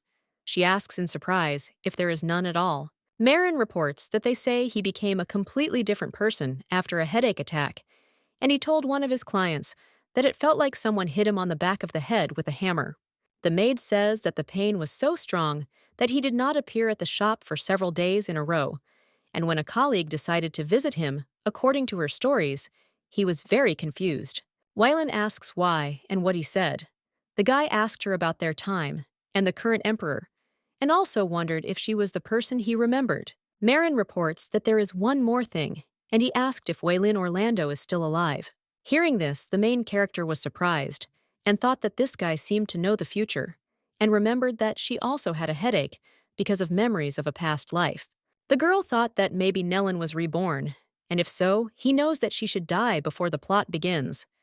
After all, that's why he was interested in her. The main character remembers that ever since Nellen fell in love with Etelina, he wanted to escape from Gallard, who stood in the way of his happiness. That's why that guy went into trade and got rich by changing his fate. However, he doesn't understand why he needs to look for Gallard, and he thinks that this time he was lucky that he was lenient, but he could have misunderstood everything and gotten upset. The young lady thought that he also wanted to make her quarrel with Gellard, and she assumes that Nellen still remembered his past life. Waylin suggests that after all the torment provided by Gallard, he would want to change his future. And since the gentleman is now engaged, Nellen could easily do so. The girl believes that instead of avoiding meetings, he was trying to wedge himself between them, and therefore thought that maybe she wanted to finally break him. However, if it weren't for her, Nellen could have mined the magic stones from Gallard's dungeon and ridiculed him for lying about his bride. Wylan remembers that she was the one who took away all his chances and therefore believes that he must hate her for ruining his plans. The girl understands that they both knew how events could unfold and could not help each other. And in any case, their goals were radically different. The lady suggests that if Nellen wanted to destroy Gellard, then Wylan dreamed of a quiet life, while one wanted to change the plot, and the other waited for it to begin. The main character believes that even if a couple of little things have changed, the main events will inevitably happen. After all, at least that's what happened throughout the book. Wylan remembers that she heard that Nellen began to study martial arts, and he probably excelled in using all types of weapons from sword to bow. And she thinks that if things continue like this, he might get rid of her. The main character does not understand what to do now, because she believes that she was too hasty in her thoughts yesterday, and therefore knows that she should not think about important things alone early in the morning. The girl believes that it is not beneficial for Nellin to finish her off, because firstly, he is a force that has only just begun to form and join aristocratic circles. The lady understands that he can show kindness as long as his affairs are going well, but she does not understand what will happen if he shows hostility towards the nobility. Waylon reflects that then everything will change significantly, and in the end, there is nothing more cowardly than the aristocracy.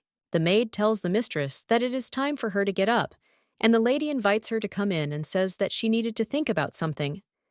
Then she asks if she has the morning free. Marin says that she is free, but Sir Adelvian is visiting the Mansion of Greatness today, but maybe he won't come, but she thinks that she should dress up just in case. The maid says that most likely the manager sent the mermaid scales to the Adelvian estate, and now he is here to return it back. Hearing this, the lady was surprised, and then asked why the manager did this. Marin tells Milady that she doesn't know for sure, but Sir Adelvian swore and even shouted that he had no right to accept a bribe, let alone do it. Hearing this, the main character does not understand why Nellin is doing all this, and what kind of mermaid scales are these.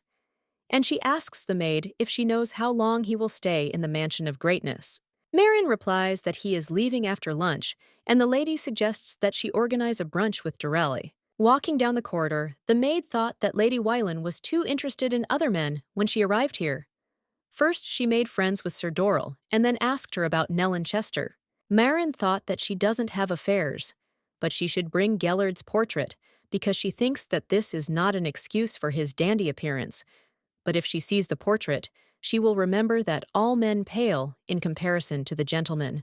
Waylon thanks the gentleman for agreeing to meet her. He asks if she had a good reason, since he was suddenly surprised by the invitation.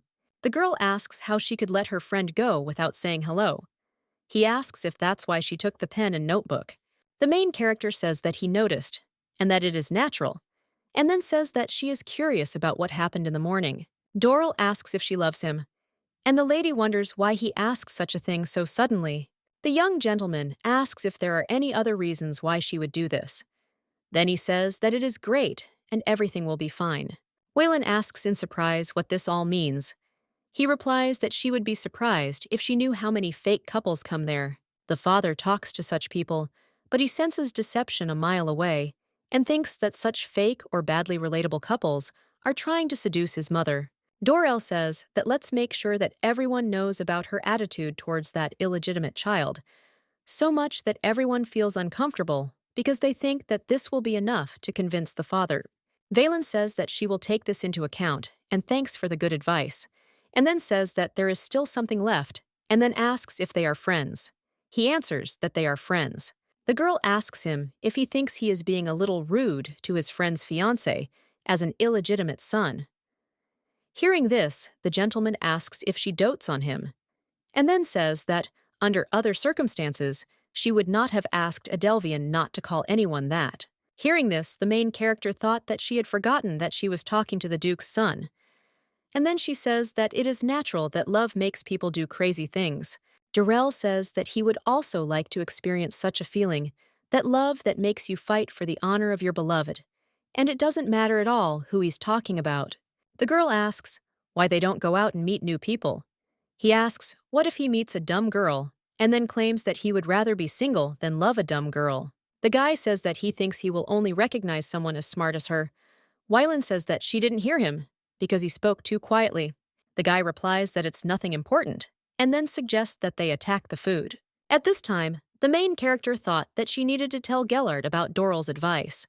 The lady thought about the fact that Marine had been nowhere since lunch, and that she could not entrust this letter to Rudelvin, and thought that she would have to send the letter herself. When the lady went out into the corridor, she became interested in where the mailroom was, and at that time, she did not even notice that Nellin was following her. The butler informs the gentleman that a letter has arrived from Lady Valen. He says that this letter contains information received from Sir Adelvian. Gellard asks if he said that she met with Sir Adelvian. He replies that they had a friendly brunch. Hearing this, the gentleman does not understand when they managed to become so friendly, and then remembers that there was no talk of Sir Adelvian staying in the Mansion of Greatness. The guy thought that he knew that this gentleman was there from time to time.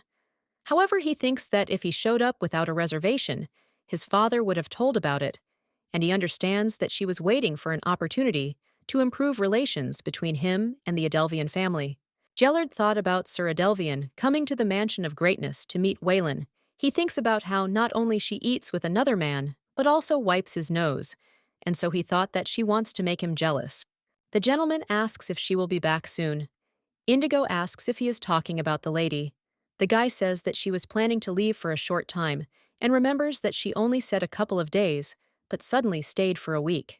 The gentleman thought that an engagement with Sarah Delvian would be more advantageous for Valine. However, the thought that she might be happy with someone else frightens him. Gallard thought that he needed Valine, and he thinks that he can't give her to someone else. At this time, the main character saw a guy near her door, and she wondered what he was doing there. Then she turns to him and says that it must be him, and when the guy saw the lady, he asked in surprise if she knew him. At this time, the main character does not understand why Nellen pretends to see her for the first time, and assumes that he asked others whether she is alive or not. Waylon thought that he was a minor character, and he knew her name, but not what she looked like, and therefore she thought that he certainly wouldn't recognize her. The girl asks how she can't recognize him, and then says that he is the owner of the famous Chester Trading Company, and she congratulates him on the successful opening of a large trade route.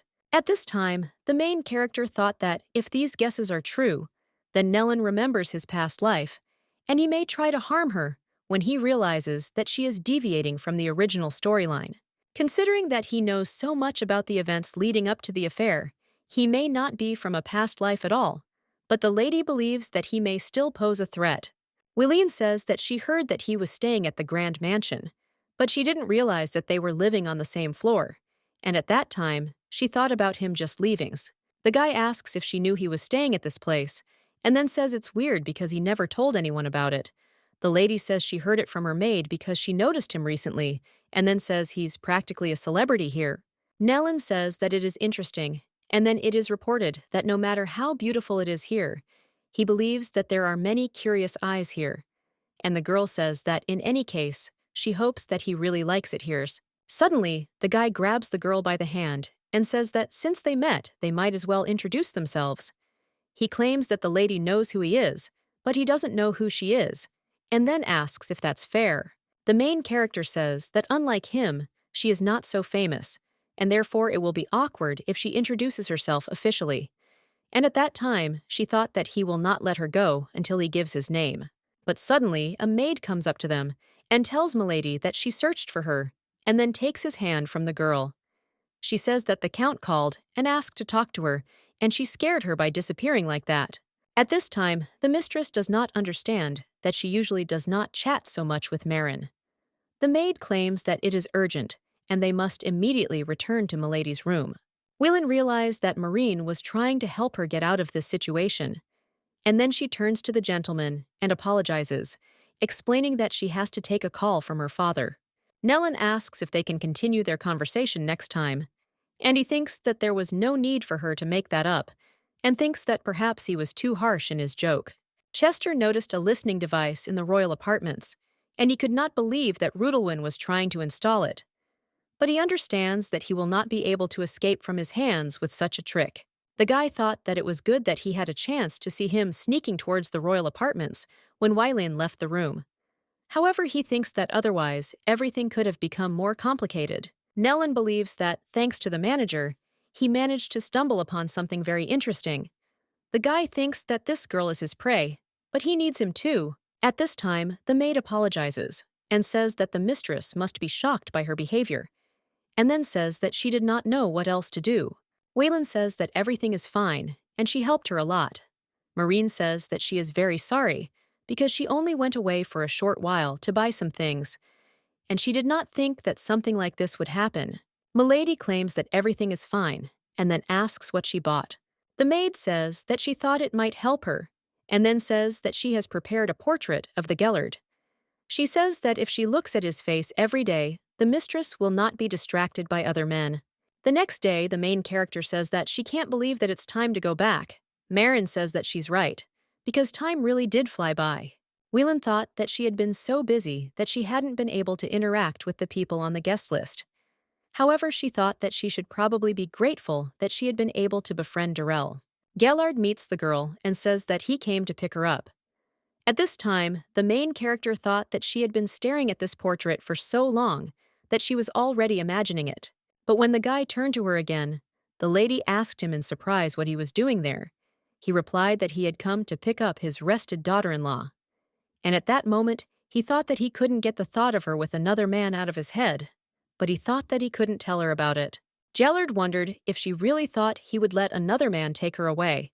When the guy saw his portrait, he asks what it is. She explains that it is his portrait, and at that moment, he cannot believe that she bought his portrait because he understands that the whole city will talk about how she chose it, and therefore feels stupid for doubting her, even for a moment. Whelan says that if he doesn't mind, she would like to keep it. And the guy says that then he also wants to have her portrait. The lady says that sounds great. The priest says her immune system is weakened, and there is some damage to the tissues of the respiratory tract, but otherwise she is healthy. The gentleman asks what the doctor said. The butler says that the test results will be received next week. At this time, the gentleman thought that if the source of the disease cannot be found, even with the use of magic and sacred powers, then it is unlikely that Whelan is suffering from the disease of the dungeons. Gallard thought he'd wait for an official diagnosis to tell her about the herbs. The young gentleman asks the girl if she has chosen what to wear to the Duke of Adelvian's evening. He informs her that the dress code is pink and translucent, and then says that if she doesn't mind, they could wear matching outfits. At this time, the young lady thought that she was not sure that she could wear something of this color. And at this time, the guy thought that it was too early for him to ask about couple outfits, but he thinks that he just wants to show Darrell that he is Whelan's fiancé. Gallard seemed to be less than thrilled with the idea, and then asked why they didn't have dinner together that evening, as she thought they should discuss his new class schedule. Whelan apologizes, and then asks how she could forget such an important thing. The young master tells her not to worry, as he believes that was the whole point of her vacation. The guy kisses the lady's hand and says that he will then come for her before dinner.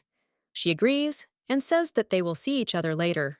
At this time, Adelina's parents ask when she is going to remember her great-grandfather's name. She assures that she knows his name and just got it mixed up, and then claims that she needs to know so many names. Senorita tells Milord not to be so harsh, and then claims that her daughter is not usually like this, and she doesn't know what came over her. Oren says it's stupid, because last week she couldn't even tell him how old her grandfather was when he died.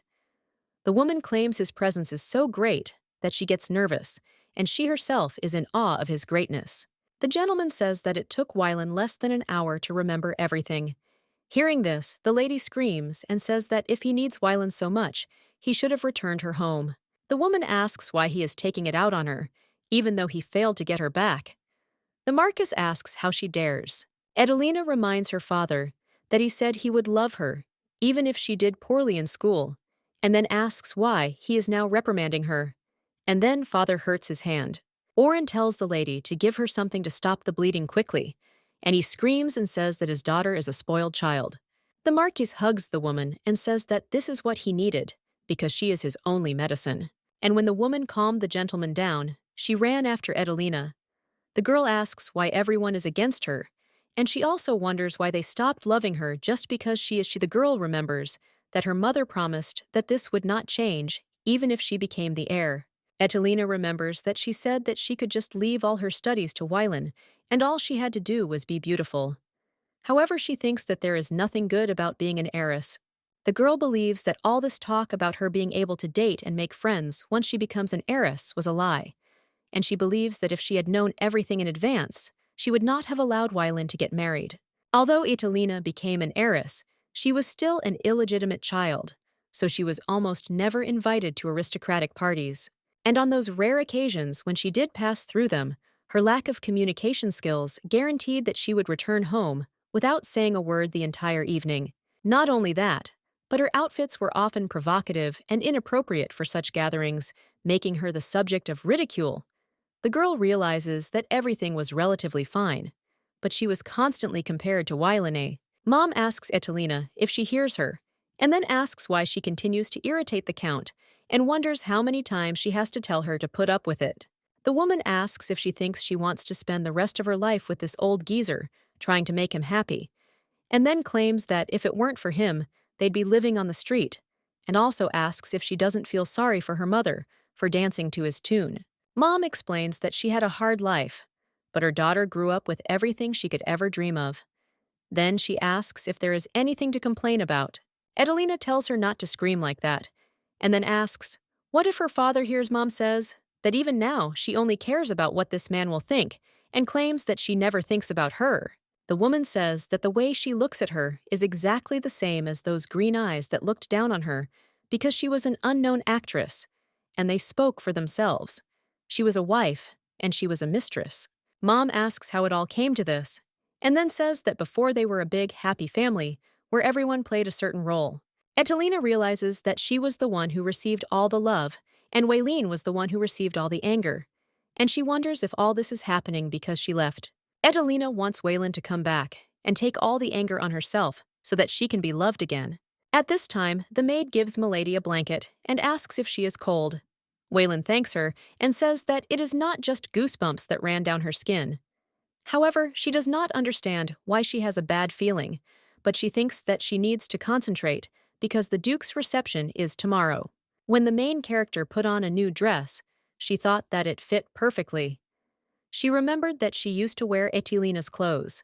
Because of this, she had to spend the whole morning choosing an outfit that would suit her figure, and the maids often made fun of her. Waylon didn't think that a dress could be both beautiful and comfortable. The maid thought that her chestnut hair and pink dress looked delightful, and that Milady had a keen eye. The main character thought that she was glad that she met the seamstress and remembered that her sister often visited this store. A couple of days ago in the seamstress's shop, the dressmaker says that she is grateful to the lady for what, and that she still counts on her competence. Waylon says that she has been making clothes all her life, and then asks who else she would go to for advice. The woman asks if she wants a pink outfit and suggests using plum as the main light. The main character says that plum is of course good, and then asks if it hasn't become outdated 20 years ago. The lady replies that history repeats itself and fashion is no exception. The seamstress claims that the polonaise is back in trend, and therefore it will not seem outdated, but rather stylish. Waylon thought that it sounded promising, and maybe everything looked better than she thought. The seamstress asks, how about adding light pink lace and ruffles to the petticoat? Because she thinks it will make the look even more stylish. She says if they make the sleeves collar and braid light pink, the dress will be very pretty. The woman says that she may think that because of her brown hair and green eyes, she won't look good in pink, but when she sees herself in the payment, she definitely won't be disappointed. And she will try her best to make this dress highlight her best features. The maid asks Milady if she would like to wear a hat because there is a blizzard outside. The lady replies that she would prefer to go without it. So as not to ruin her hair, Moran reminds her that Mr. Gallard personally chose it. The maid asks to at least allow her to attach the brooch, and then says that the test results will be available today, and therefore suggests that Milady not worry, since she will hide them until her returns. The young gentleman asks the lady if she is ready yet, and when he sees her, he says that she looks great, and it's as if the dress code was made especially for her. Waylon, hearing this, says that it is wonderful, because he believes that this is exactly the kind of compliments he should give his partner on the first date. Gallard thanks the lady because he considers her a great teacher, and at that time, he thought that she still did not wear the hat he gave her, but she did make a brooch, and he is happy only because she chose one of her gifts. The young master orders the carriage to stop, and then turns to Waylon and asks if she will wait a minute. She asks where he ran off to. Gallard says that this is their first time going out together, and asks if she will accept these flowers. He explains that it took some time to find a shop, but fortunately, they found a flower shop that was open in the winter. At that time, the girl could not even think that she would ever accept flowers, and even from Gallard. At this time, the guy looked at the girl and thought that she reminded him of a meadow, and he thinks that maybe that's why red roses suit him much better. But the way she looks at roses makes him feel warm inside, and he hopes that he will see many such smiles for a long time. Dorel, when he saw them together, he said that he was glad to see Lady Waylon. She asked how he was doing, and the gentleman asked what kind of flowers. The lady explains that the Gellard gave them to her on the way here. Hearing this, the gentleman thought that the flowers were bought, and only a fool would go to a woman who has flowers from her fiancé. Darrell says that her fiancé really doesn't understand anything. Then she says that she can't believe that he chose red roses for a girl who wore a plum dress because they attract too much attention.